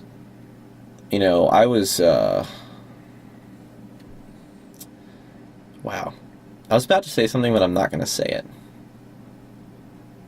I'm going to say it because it's funny. I wasn't self-aware of me in a cultural context until I went to college. That's comedy right there. Yeah, but it's just because I had one professor that I had for 2 semesters at college. That, I mean, it wasn't just because of him, but I've been around people that had such similar views, and then he was completely the opposite in every single way. And I don't know, I didn't realize that. I mean, I didn't realize that people like the people on Tumblr existed, you know? So. This is a topic I don't really want to go into. No, I don't. I mean, that's fine. I'm just. It's not because of the college. It's actually because of that one professor, I guess. Yeah. Maybe. But I'm glad. I'm certainly glad, because it makes life a lot more interesting knowing that there are people that are on Tumblr. So it keeps me going. Tumblr keeps me going. David Blue. Quote me on that. But just make sure to put my URL right next to it. Okay, I'm going to read off some text messages that I just shared with my mom. How are you, Elk? I'm pretty good. Just eager for these mom text messages. They're All gonna right. be a great read. Really enlighten me. My mom said, looking forward to watching podcast, because I told her why I was creating a fire hazard. And then I said, it's actually just sound. You can listen to the episodes we've already recorded here, the URL. Or you can search the iTunes store for, quote, Drycast. Said that to my mom. I could have tweeted that. I'm advertising to my family now. I mean, I've always advertised to my family, but I'm advertising to very immediate family, you know. So, It's pretty impressive. Yeah, if you guys were... thank you. If you guys were curious. Brent, have you advertised the podcast to your mom? That's a definite no. I'm pretty sure. I don't advertise anything to my parents because what happens is then they're just going to joke about it later, and I just like am like, please don't do this. Please don't do this. Like I mentioned that I wanted to be a hip hop DJ, and now they just mock it. I'm just like, okay, Brent, you can do whatever you want. You know, there's this guy I look up to a lot.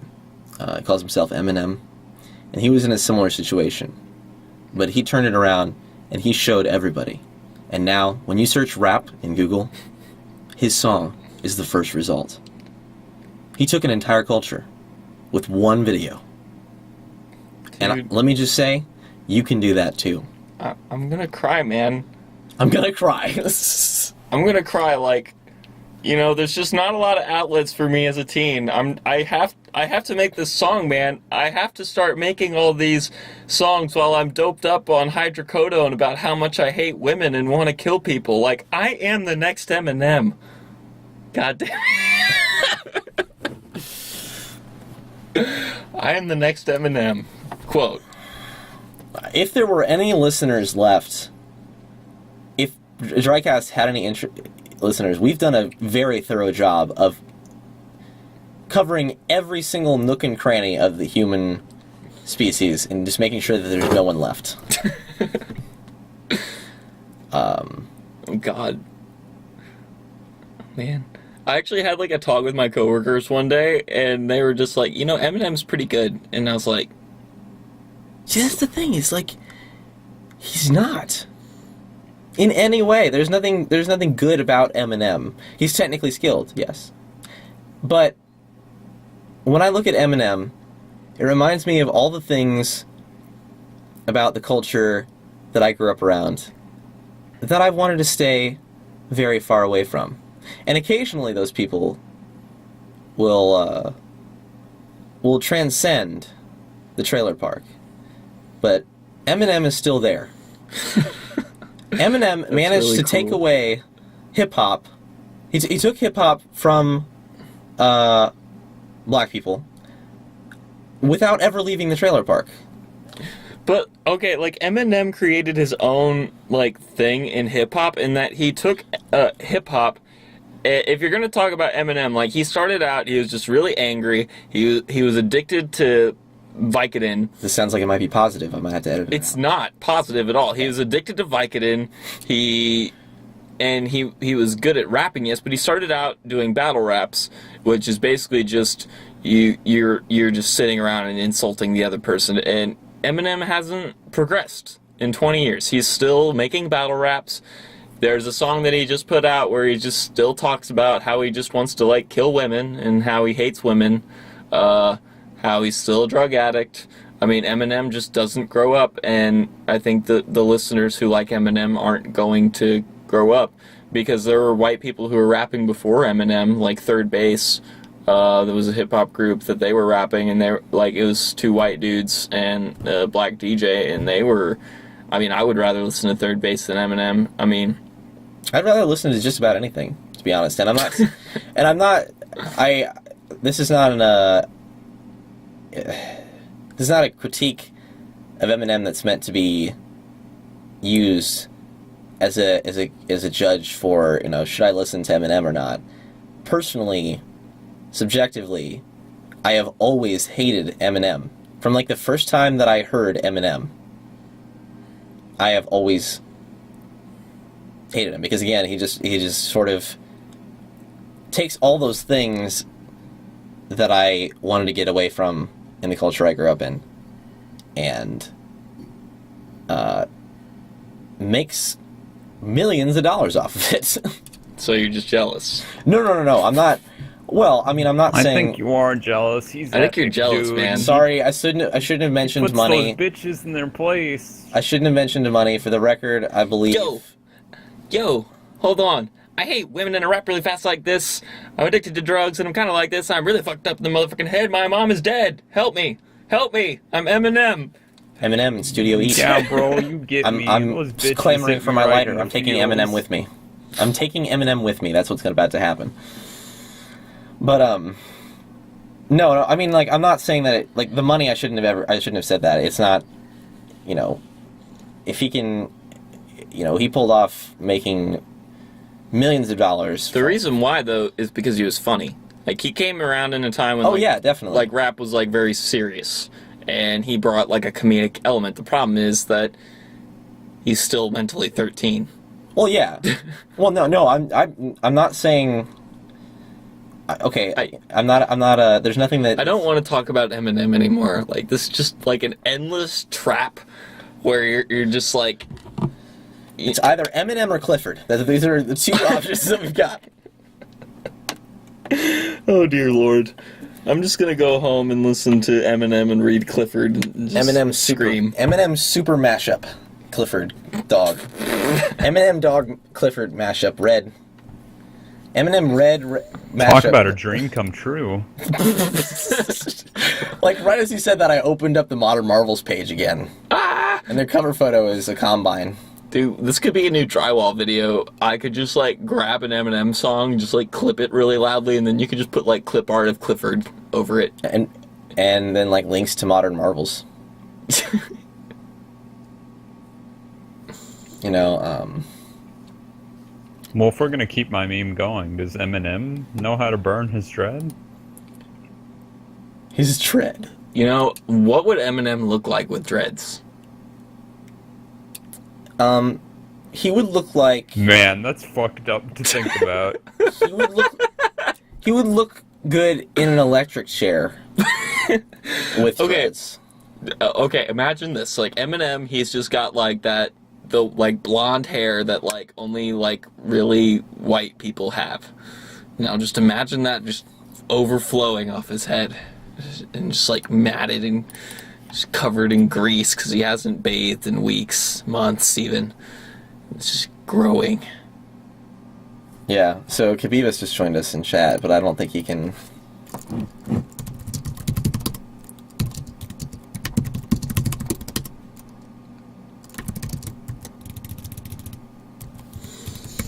Oh god, that might be the most terrifying thing I've ever thought of, just like Eminem with dreads. That is really fucked up to think about. I wonder if Dr. Dre would have signed Eminem if he had dreads. Like, could that have completely changed everything? If we just went back in time, convinced him to grow dreads, like, would he be where he is today? No, he wouldn't, because, like, image is really big in hip-hop, and he's got, like, an image of just the average white person. So if he had dreads, I think Dr. Dre would just be like, no, I'm not signing this kid, even if he was really dope.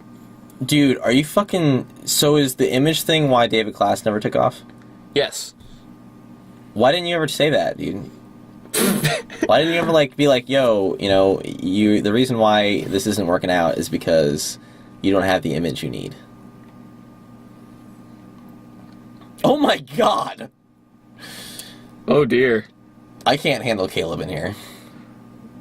David Class covers Bob Marley.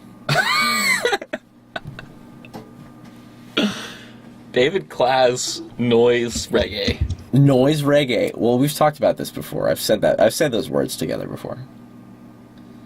Thank you. Oh my god. Thank you, Caleb, for existing. Sorry. I should have probably thought of that. Studio E is very perilous. But, yeah. So... You know, noise reggae might make it listenable, because the problem with... I'm sorry. I enjoy... No, but, like, that is what reggae needed, is it all sounds the same. It's got the same rhythm, and it's like, if you brought, like, noise into it, because, like, I don't know, I like dub, and I like ska and listening to all that stuff, but, like, when you think of, like, roots reggae, what it is it's just... Potato cunts. Yes, it's David. It's David trying to draw a potato in, like, lyrical form. Yeah, okay. Are we just all gonna hate on reggae? Because I can totally dig that. I like reggae. Well, it's gonna take up like another 48 hours of the podcast, so I don't know if we have the time. Yeah. Tyler, start ragging on Bob Marley. Tyler, what do you hate about black people? Wow. Oh no. You did not just say that. Yeah.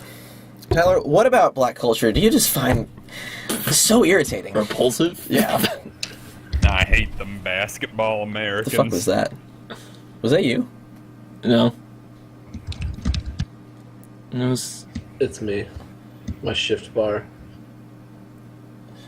Oh, So that was you.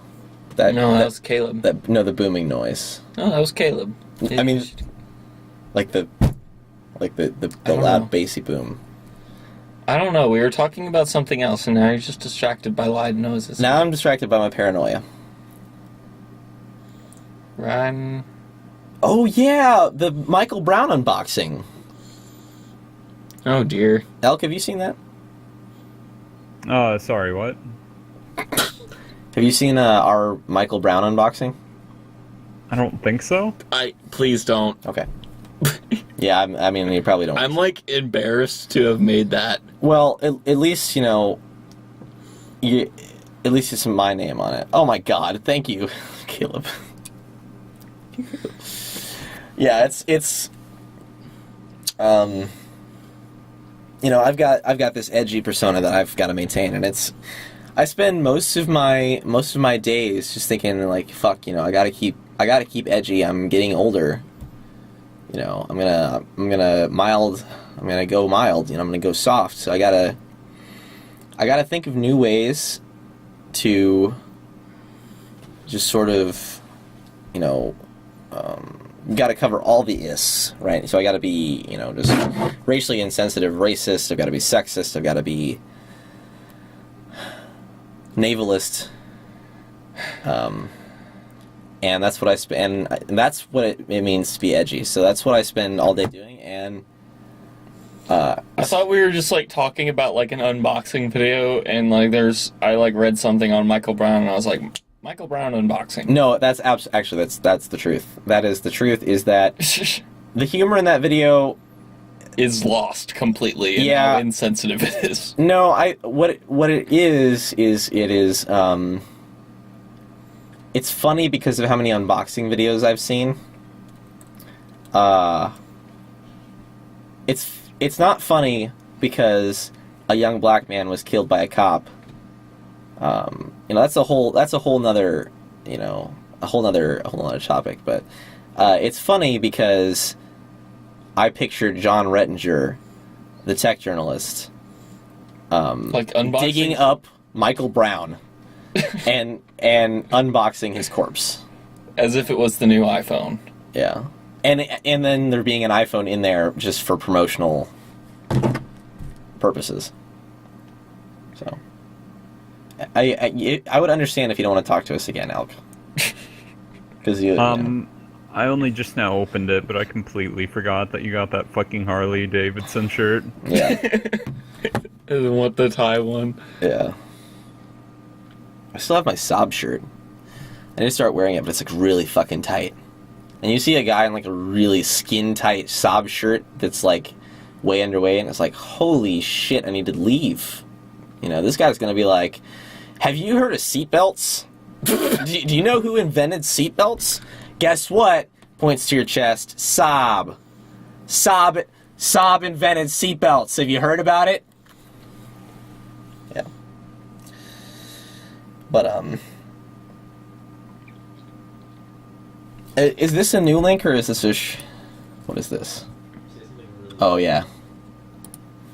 You know, Caleb, when I made that video, I think I showed it to you. And you didn't laugh, but at least you're laughing now. You're redeemable as a being. I haven't made it rain in like a minute. Got to get on that. Captain Ersatz was listening at one point. Bands. He's pretty cool. He's got this thing called Music Jam which is like you have 24 hours to upload a song, and you have to make it in that period, and he'll put it on Bandcamp, no matter what it is. You could just record like a hammer hitting a wooden post for like 10 seconds, and he would upload it. I guess I'm probably not. Drywall's probably not worth it, though. On what? Is it worth it to be on there? Oh yeah, you could do it. I mean, like, one of the songs on the last the thing is called, like, Thanksgiving. It was literally just the opening 10 seconds of, Eat by Little B.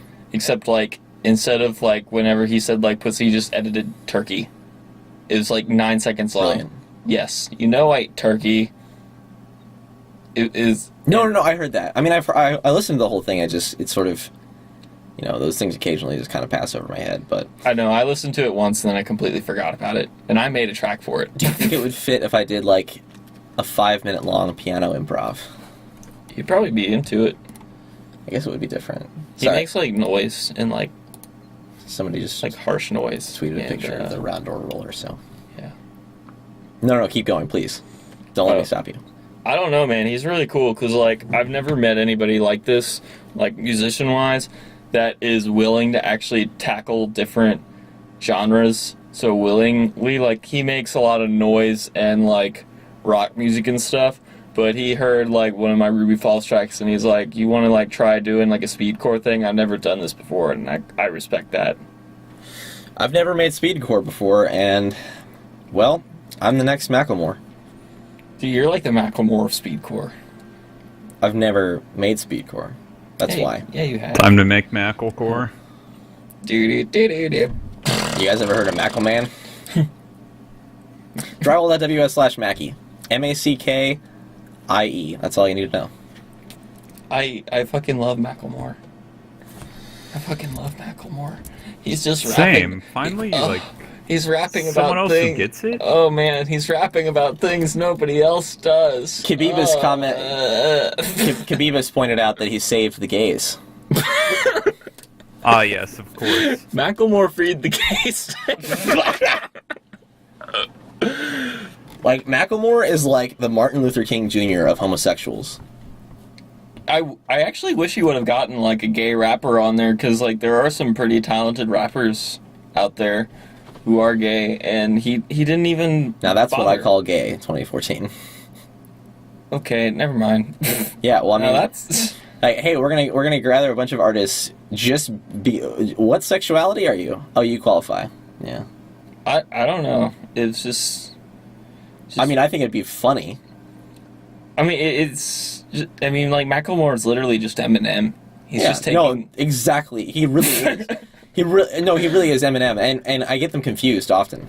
So. That's Eminem. No, I am not kidding. I have had thoughts very similar to that. Like, this is Take Me to the Thrift Shop by Eminem. No, wait. No, that's not right. Whatever. That's my opinion on Macklemore. No, whatever. I mean, definitely. I mean, but you can only say the games with 99 cents. I'm gonna buy my freedom. I'm going to the thrift store and I'm gonna buy my freedom. God damn it! I bought Macklemore's new album. It's called Freedom. Did you know that you We can finally have a voice that speaks for us. You could go to iTunes right now and buy your freedom? Now see, the slaves didn't have that. My favorite thing was like right after that Same Love video dropped, like somebody dug through Macklemore's tweets from like 2009. And he was just like, wow, I'm so proud to be straight. Love women. So secure in that, and just like shit like that. And I was just like, oh man, like that is funny. And he tweeted that in like 2009, and then now he's just trying to profit off like just about anything with his music. When I was in 3rd grade, I often wondered how girls differed from me. When I was in 3rd grade, I listened to Eminem. When I was in 3rd grade, I got fucked in the ass. Oh man. It was illegal. Oh. Yeah, Okay. it's pretty nasty when composers kind of do that whole, look, I'm gay, but just for attention. Yeah. I think that's just like Macklemore's whole existence. Look, And then he's sorry for it. Pretty much. He's sorry for it. Like, he beat out Kendrick Lamar, who actually had a really good album. It's probably like the best thing in hip hop that we actually needed an album, because it had street singles, it had club songs, like Good Kid, Mad City. That is like an all around like great album. And then Macklemore stole the spotlight because he's a safe choice to middle class, or not even middle class, just middle-aged white people. That it's like, oh, this is safe. This guy is saying words that I agree with. Like, yes, he's album of the year for sure. I too have been to a thrift store. I can relate to this. One time I bought a shirt at a thrift store, and then I went to Joseph A. Banks and bought $700,000 worth of expensive suits. Not even expensive, just mid-range. I mean, if you went to Joseph A. Banks with $700,000, you'd buy the store. Yeah. Yeah. I went to Macy's. Give me all your suits. I went to Macy's and I bought all of the like novelty items, branded novelty items. Like, yo, I've got a Calvin Klein toothbrush, and when I say I've got one, I mean I've got an entire warehouse full of them. Also, I'm about to buy a warehouse, gonna fill it all up with Macy's gift cards. yeah. How do I unload this novelty merchandise? There's not enough people here to help unload this novelty merchandise fast enough. Well, by unload I meant sell, but you know. Oh, I'm just imagining like trucks just like piling into this like warehouse district by a pier, and there's just not enough people to unload this like novelty shit. And Mackleman is just like, there's not enough, and then that's the video. Mackleman. That's an original to me, you know. You know, there's Macklemore. There was. I'm not gonna do this. Never mind. Didn't say that. DJ Home Improvement. DJ Home Improvement. He speaks on issues I didn't. Macklemore's different. Macklemore raps about stuff that He speaks on issues that I care about, like decoupaging. Macklemore's new song on terraforming. Oh my! Beautiful. Macklemore's new song on taking a scenic vacation to Greece. Yo, these aqueduct things. Fuck. We could make an entire mixtape about aqueducts. The aqueduct. Sorry, Caleb, I'm trying to keep up with your text cast here.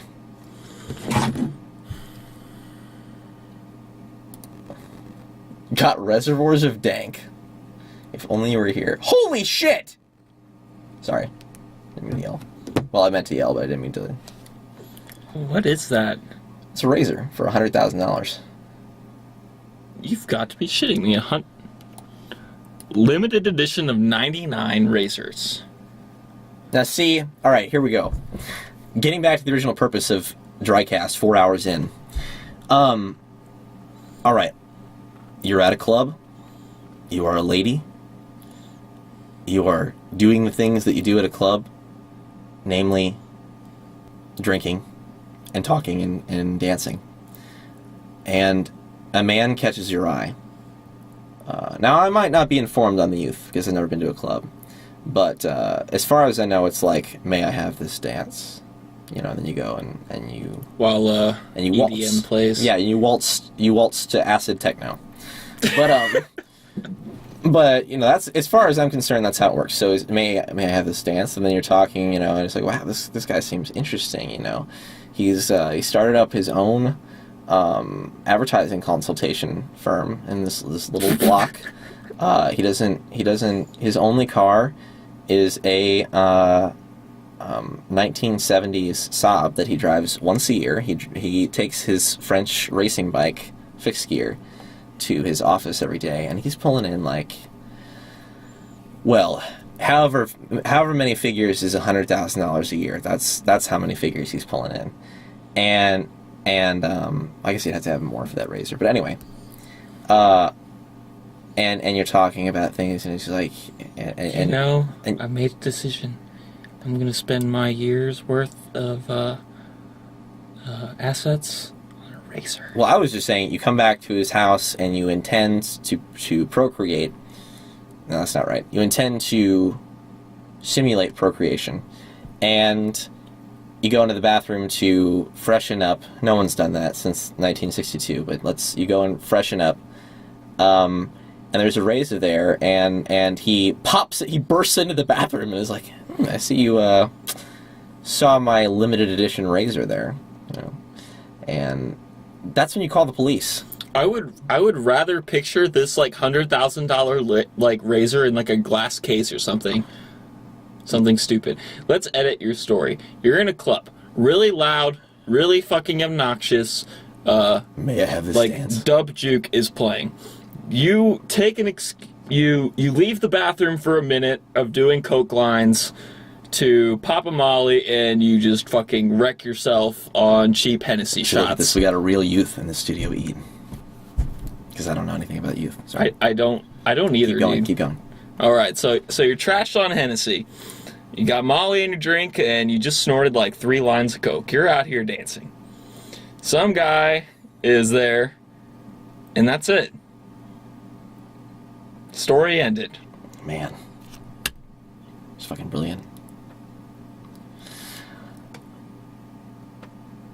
May I gyrate closely to your groin? Ooh. No. We've got an answer. I really just... Ugh.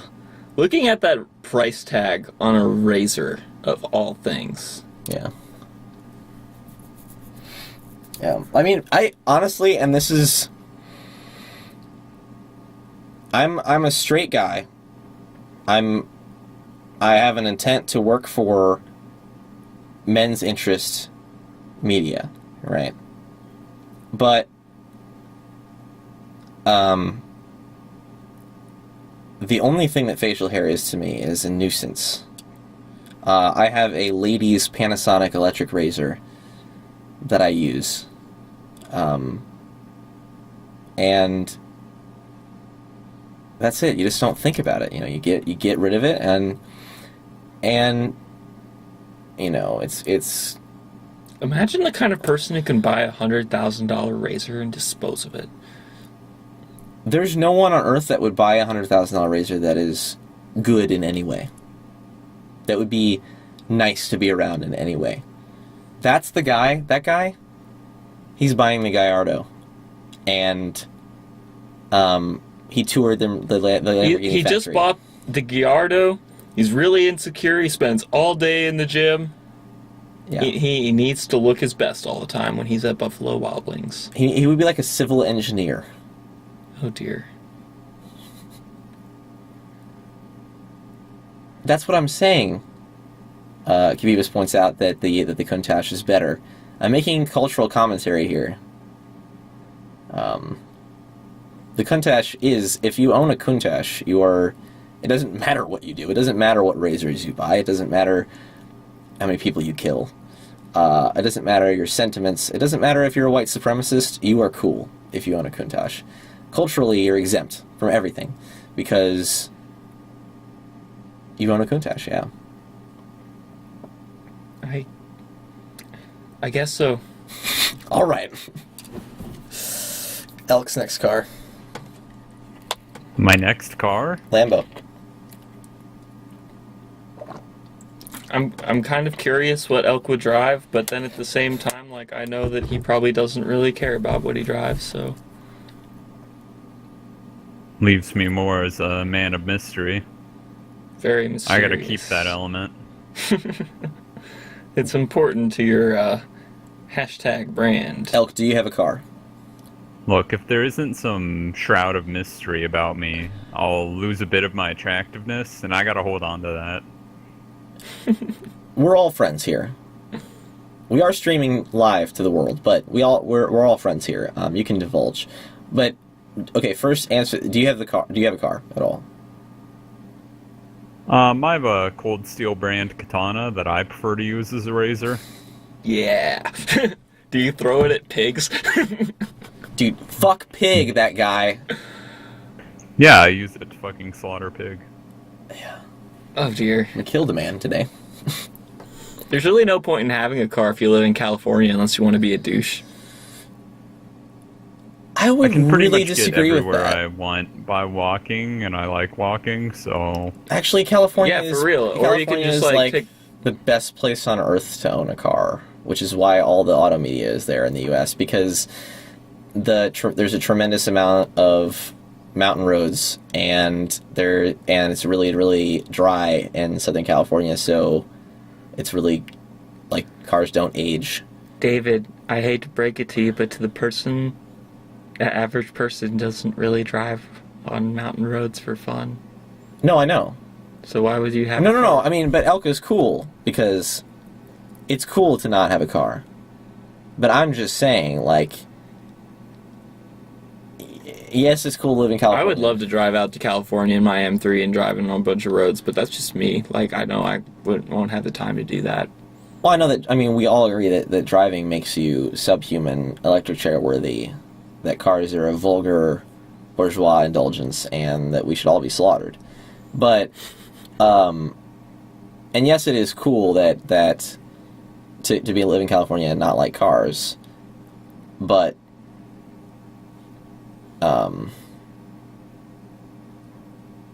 to be in California and like cars and not drive. I'm interested in California car culture. I am From the hip-hop perspective, because that's all I listen to from California. Oh, dear. Dude, you can buy this? Holiday cards? Hell yeah! Dude, I'm gonna set... I'm sending this to my mom. No, I seriously need cards for my family. I just ordered a big copy. Fuck, where is it? Oh, dear Lord. You order holiday cards with somebody else on it. Like, oh dear, what happened to him? Is that David? No. Did it say Syrian Armed Forces on there? Yes! Oh my god. Oh my god. Flex. Holy shit. This is going in the show notes. In the show description. Oh my god. You know, fuck cars. Like, that image. Fuck cars. Syrian Armed Forces is where it's at.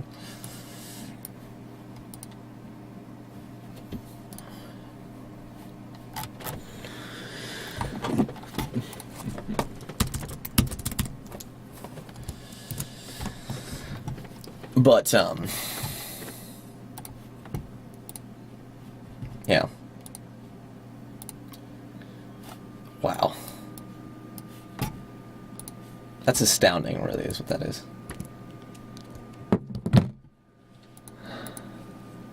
We should all give our families those cards for Christmas. Oh, wait! We're recording a podcast. Intended for people. People like holidays. Oh no, Elk linked something. Please. It's a DeviantArt link. This is already gonna... Found a real gem of a man. Hell yeah! I'm sending that to my grandma. Oh my god! She's not gonna survive! Merry Christmas, Grandma. Merry Christmas, Grandma. Disown me immediately. Or like send that like Mac and Me cosplay picture that we found yesterday. Oh god. He has all these pictures and they're related to. And they're all these so are beautiful. fucking disgusting. Remember when I said... These are beautiful. I don't know if I've ever subjected you guys when I'm talking about those people that managed to, like... That were protected from Darwinism. This is one of those people. Like, he wouldn't be alive if natural law were allowed to continue. He wouldn't be alive if natural law were allowed to continue. No way. Oh god. This is going in the land.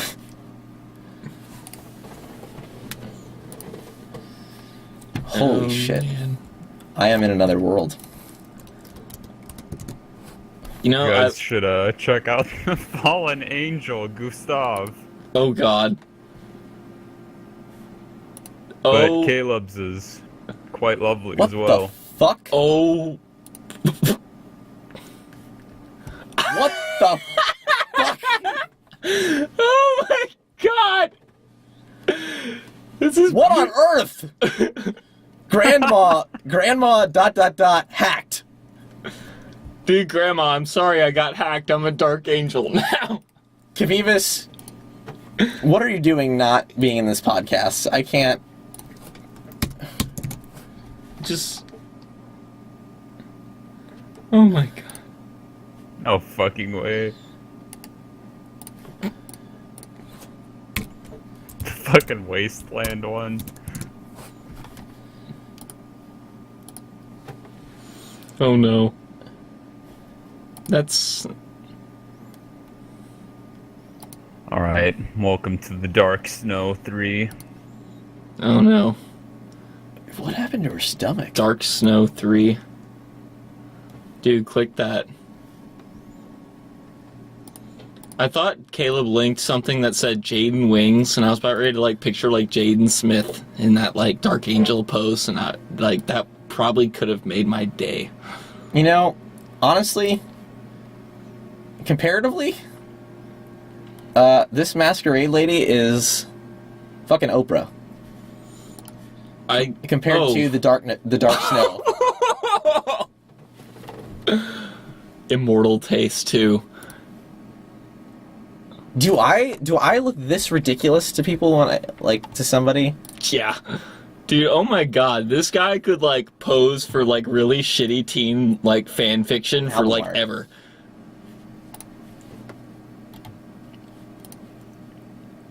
Oh my sword pose 8. That sword pose 8.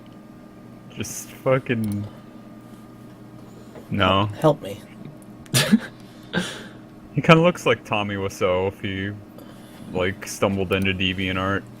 Dude, Tommy Wiseau is a precious human being. What the fuck? Dude, that's... Ew.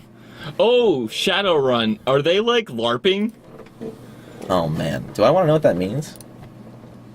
I don't... Oh. Can you get AIDS from LARPing? Oh my god. This is so beautiful. Sea Death 17. You know what kind of sucks about recording a podcast is that, like, we're never going to be able to, like, describe these images and the horror contained in them. Yeah, someone to just listening to this purely is in the Oh fucking dark completely. That is... That could be an album cover. You know, if I didn't already have a picture of Austin for the next Drywall EP, that would be it. That would be the cover art right there. Well, like, there's no point in linking these in the description because, I mean, unless, like, we, like, time it so that you can, like, click the image as we open Although them. they'll be in the description, but the screaming won't. Well, the screaming will be in the podcast. It'll just be cut together. So it'll just be like, yo, we went on DeviantArt. And then it's like, check the links in the description if you want to make fun of these human beings. I really hate doing, like, the whole, like, making fun of other people kind of shit because it's really petty, but, like, oh, dear Lord.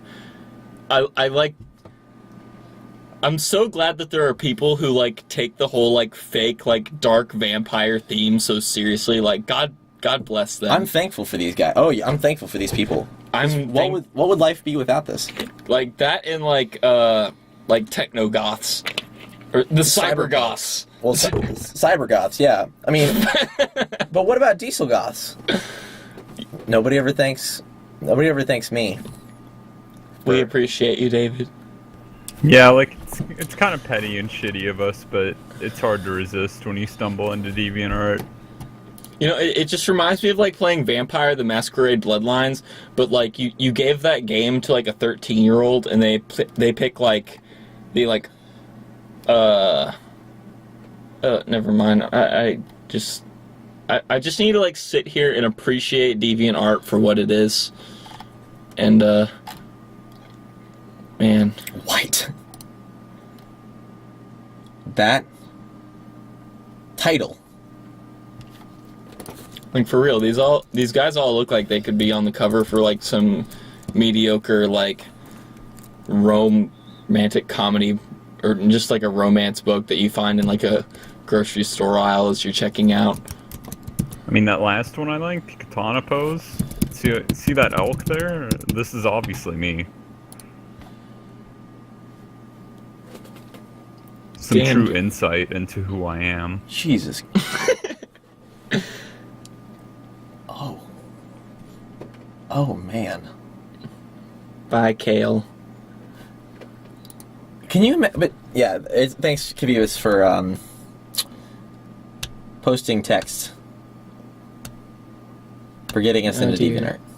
Oh, he's gone. I love in all caps. God damn, I need a fedora. Oh, beautiful. I just, like, I want to beast gods. I need a I want to commission one of these guys on DeviantArt that like do all these like. I want to just combine everything. I want to combine that's really like awkward like vampire look of like people that are actually out in like society wearing this. So I want like vampire dude with like the fake fangs and the fake red eyes, just like standing here, and he's got like some like stupid cyberpunk thing on his arm with like the silly glasses, and he's just got like a trench coat with like ridiculous amounts of belts and like neon green hair. How many belts dancing to like hard style. Yeah. That's what I want to see. You know? No fucking way. This one's next level shit. Oh no. Oh god. He's rocking the fucking fedora, but he's got like the Naruto headband Dude, on the fedora. What a player. That's his mom. With an I'm a with an OK Cupid watermark, but that's his mom. Just to win. That's clearly his mom. Dude, that's like the Too Short of Reddit. That's profound. There's the profound statement we're looking for. Well, the proof that it's his mom is if it were any other girl, he'd be hover handing hard. Oh yeah. For sure. I don't know what that means, but I don't want to know. It's when like a photo like no, you need David, to know. David, you need to know. Okay. Imagine this guy. Imagine the girl there, but his arm is like way out here, just awkwardly out in space. Hover hand. Okay. Hover handing is fucking golden. I was just thinking it was just like groping, but okay, that's good. So something I've always wanted to discuss with some fellow young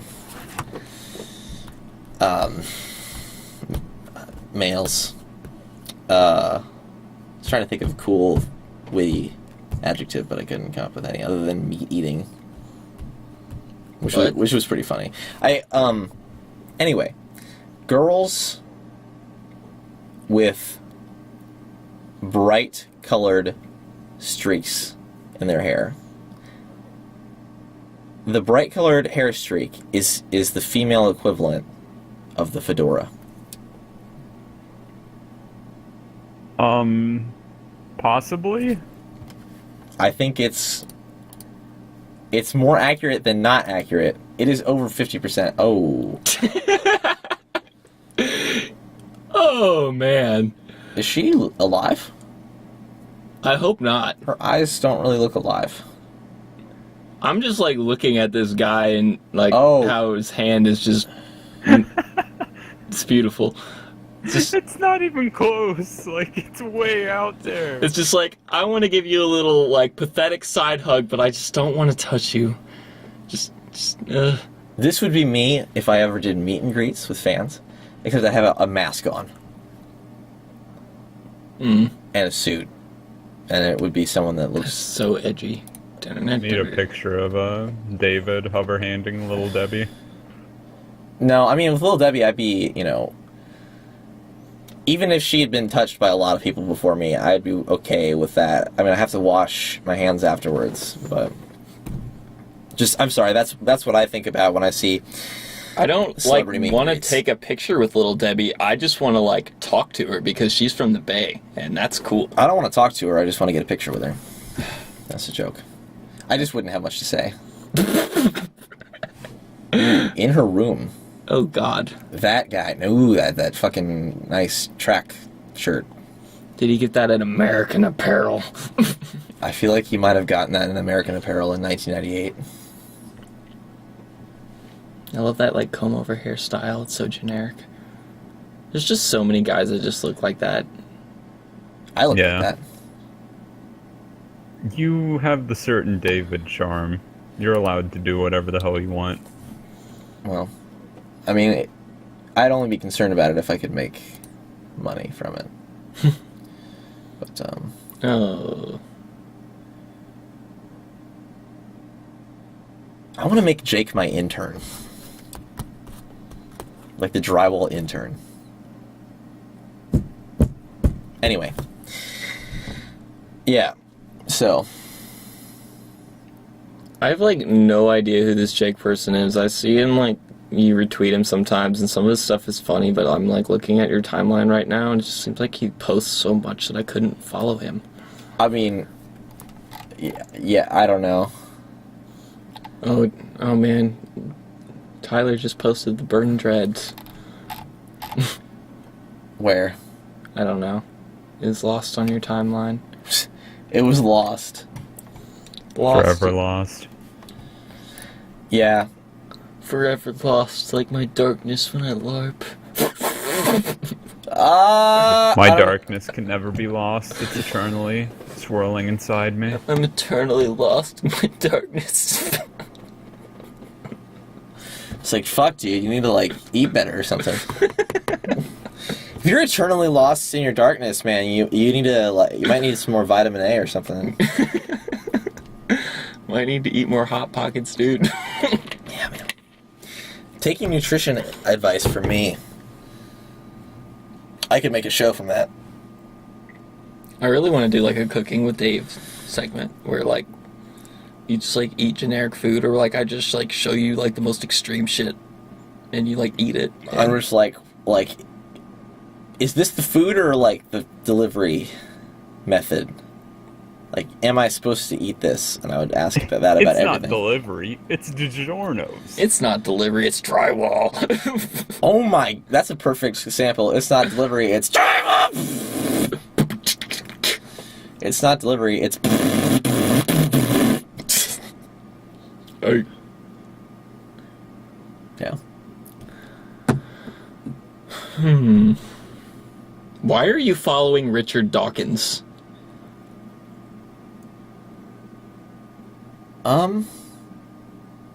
Never mind. I didn't. Just... I've never looked at one of his tweets. But I think it was because he was right under Richard Hammond. For anybody who doesn't know, David literally never hits the X next to a follow button. I mean, yeah, I didn't notice it. I don't spend all day following people, but I'll see an account and be like, oh. I wish I could do that. My timeline's just kind of generic. But, Bark, bark, Aston Martin. I love Aston Martin. Richard Dawkins. Yeah. The new news on Drycast, Aston Martin, good stuff. Every time I see, a Ford Fusion, I always just do that. Is that an Aston? Joke. And then I speed by. And then you fall into a sinkhole. Sorry, I'm still spamming you guys with hover hand. Aw. Oh my god. Is he okay? I don't know if he's okay, man. He's reaching all the way around like this. Just oh my god. Ah! That's beautiful. Ah! Ah! Yeah, I bet that guy went home right after this and just posted in the Gamergate.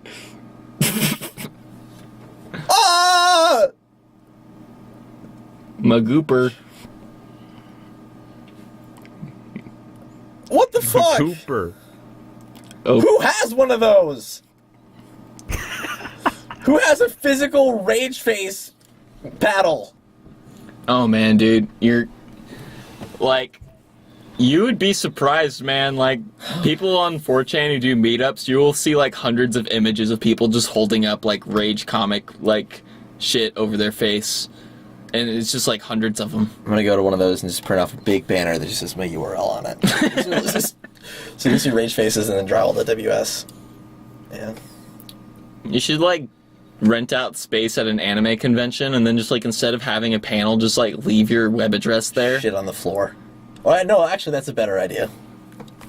Yes, Just like there's just a card there that just says drywall.ws. people go there and they expect to see like, I don't know, some voice actor, Stephen Blum or whatever. And instead, it's just a giant banner that just says drywall.ws, and people are just sitting there and they're just waiting. Where's you know? the presentation? When is the presentation? When is the presentation? Sorry, there's no presentation. It's like, oh, dude, you went to Comic-Con for the first time this year. How was it? It's like, to be honest, man, we did have a room booked, but I was only there for about like 5 minutes, man. I put the URL on the board and then I left. It's like, all right, man, sum up your Comic-Con experience. Well, it was about 5 minutes long. I walked in, put up my URL, And left. and then I left. It's like, Beautiful. yeah. All sorts of wonderful stuff to do when you're There's like not a lot you can do at Comic-Con. No, okay. Yeah, I don't know, man. You listen to Will Wheaton talk about blogging. That's Yeah, fun. of course. I've talked about Will Wheaton too much in this podcast. And Felicia Day, there we go. Does Felicia Day ever talk? I don't know who that is. It's not worth it. Ooh, does she have a Twitter account? Yep. I mean, of course she does. What am I saying? She's like the queen of the millennials. It's Will Wheaton is the king. Felicia Day is the queen. Actress, new media geek, gamer, misandrist. I like to keep my tweets real and not waste people's time. Help me. Please help me. Cool. I feel weird doing this podcast because it's just like David and I, and like Elk hasn't really said anything much. Excuse me? I'm the star of this show. You can back the fuck off. I would agree. I'm the side character. Oh, I don't want to send that. Dude, you almost said you should send like as many hoverhand pictures as you fucking can to whoever that is. I just sent the last one that's in my clipboard, which was this. I just sent Felicia Day.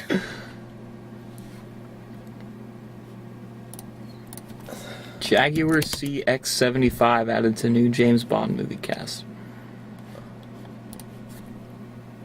Ooh, I like that car. good car. Good car. I don't really like. I wouldn't watch the new James Bond movie, but I do like that Aston DB10 that was on there, and this car looks really sweet. I like the blue color on the Jag, but like it doesn't really fit, you know. Yeah, dude. I actually came across some leaked screenplay from the new James Bond movie. Is it that picture of a tree with 6 spray painted on it? No, Aw. very nearly. So I'm just gonna read this out for listeners. James Bond. I'll be cashing out now. And we go to an action line. Bond, with a sly smile, casually pushes his poker chips to cashier. Cashier. $17 million. Quite a hefty sum. Would you like this transferred to your account? James Bond. And risk the perilous shortcomings of fiat currency? No thanks. I'll be taking this in Bitcoin, the superior digital alternative to an artificially supported governmental currency used to enslave the masses. Q. Oh. This movie is exciting. I mean, I am already thrilled. We might be looking at the first James Bond movie that has cyber terrorism, cyber currency, cyber everything. The first James Bond movie for entrepreneurs, for creatives, for people who jumped on Bitcoin in 2008 and rode it to 2013 mid before it crashed and then sold it all. This is for you. Here's your $100 million movie. Did you hear all the Range Rovers for that movie got stolen on the way to screening? Whoops. Oops. Oops. I just lost like 6 Range Rovers. I mean, I like James Bond, but I tend to like thrillers. You know, I've got that. It's a character that, while they try to put flaws in him, essentially is just to exemplify male cool in whatever time period the movie is made in. So, naturally, I've got to rub up against that. You know, I'm gonna go into macho media. So It's like watching yourself in action. yeah. James Bond movies have never done it for me because, like, even though, like, he's this really cool character, there's not, like, any action in it that hasn't been done in other Bond movies, Or at plot. this point. There's no plot that hasn't been done in any other movie. I mean, like, the plots aren't that complicated. Well, you don't need a complicated plot. What you need is like, really cool stunts, and they don't get those. Well, you need both, but, like, I don't know. For me, those like conspiracy movies, what always excites me about them, is when the plot is ahead of me. So, like, when I don't know what's happening, when I didn't figure out within the first 10 minutes that it was the Yakuza and not ExxonMobil. That's the antagonist. Speaking of the Yakuza, so apparently they've been, GTRs. Oh wait, not GTRs. It's either the GTR or the LFA. It's some Japanese car that's cool and anal. It's an anal Japanese sports car that's rare in the U.S. The Yakuza has been going out and finding owners of these cars. And when you say that, it's like, oh, wow. They're fucking killing them. No, they're buying the cars. Like, they'll give you a ridiculous amount of money for your car. I think that's really funny. Like, it's like, I was found by this legendary crime ring. Oh, shit. Oh, they just gave me a really good deal for my car. It's like selling your Ford Focus to the mafia for $200,000. I couldn't imagine the LFA being a very good Yakuza car because it's fast, but it doesn't. Oh no, they don't actually drive them. They're just keeping them somewhere. Yeah, to accrue value. I really like the LFA. I would buy one if I could. Yeah. But it's not an i8.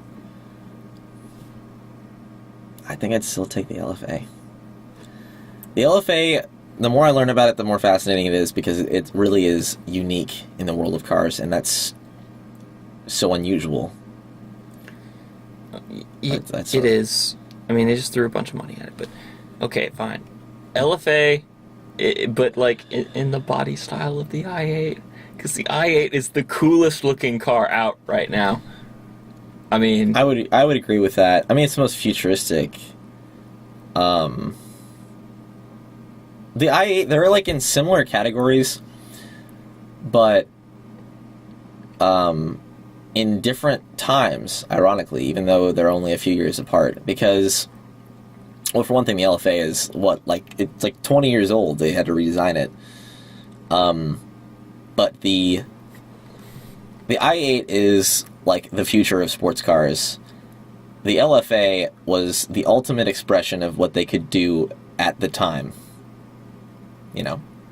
So, the LFA, while it doesn't, it doesn't look antiquated by any means. It was designed to be sort of in the present. And the i8, well... It's like future looking.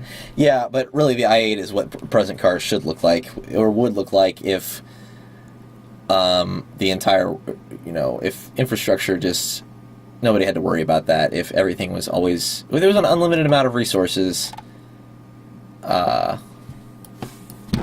all cars would look like the L8, or the L8, the i8. But like, the i8's still like a sports car, and I think like maybe like an i3. I don't know much about the i3, but it looks a little bit more usable as a daily car than the i8. I have not read much about the i3, but I do know that when it was announced, there was a lot of speculation that it would be, so like the i8 is the LFA, right?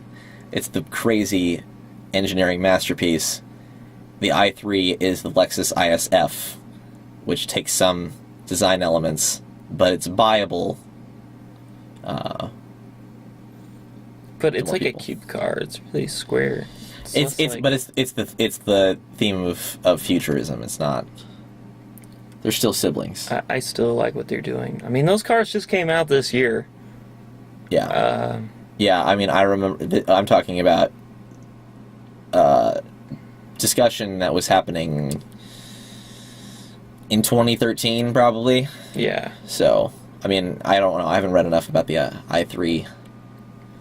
But anyway, I guess we should probably conclude. Elker, you still alive? Yeah, I'm just thinking about memes. I knew that you were going to say that. As always. All right. Well, okay, so you guys, this is the time to plug yourselves on social media. If you want to. Do either of you want to? I don't know. I'd like to plug Brent. He is... Don't follow his Twitter, but you should follow it, but you don't get to, because you're a fucking loser. And, yeah. That's my plug.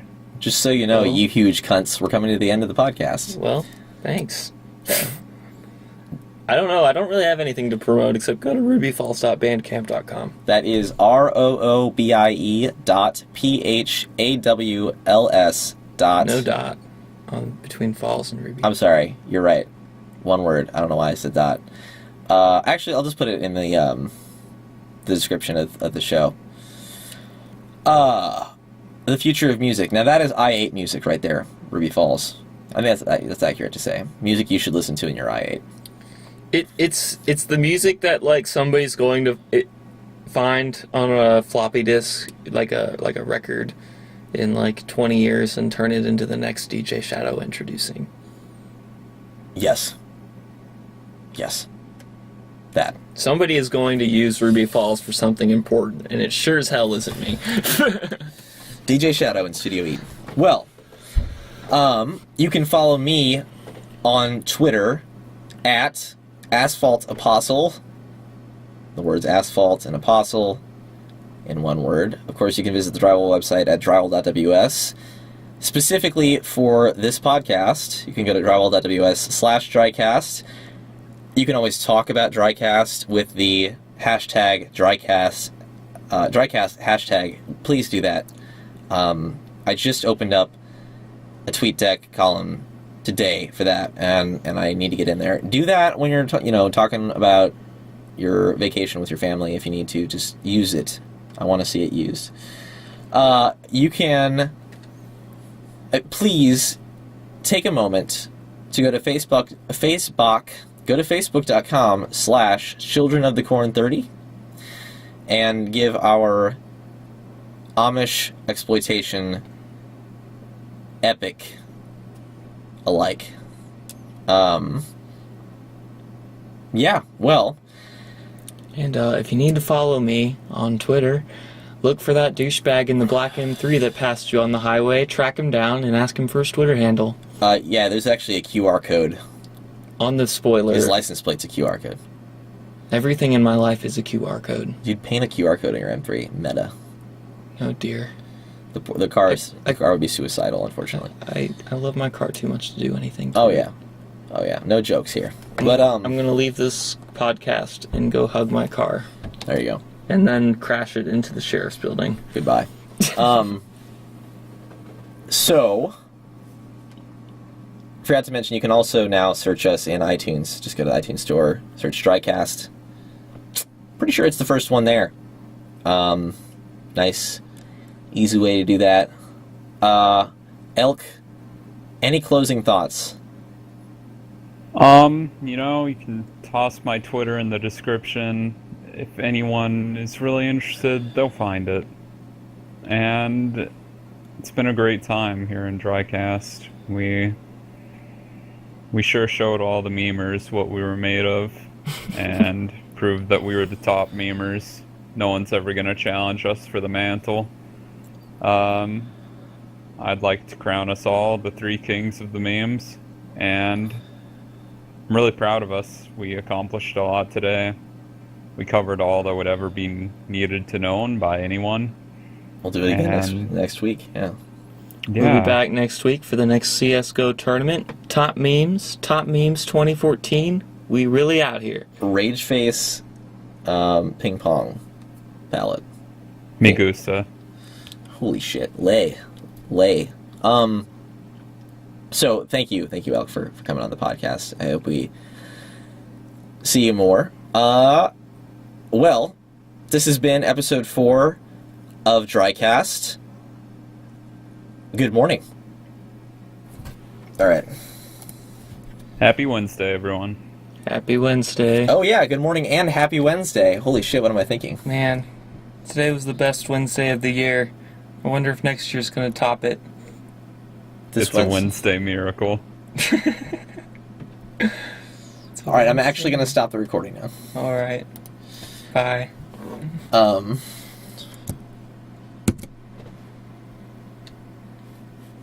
Yes, I want to save that. Yeah, good. It's like over 4 hours. Yeah. Do you have a way of sending that to me? A 4-hour-long WAV file? I'll find out. I can. Do you have, fuck, I was gonna use my server. Do you have FileZilla? Or any FTP, or not FTP. Yeah, FTP application.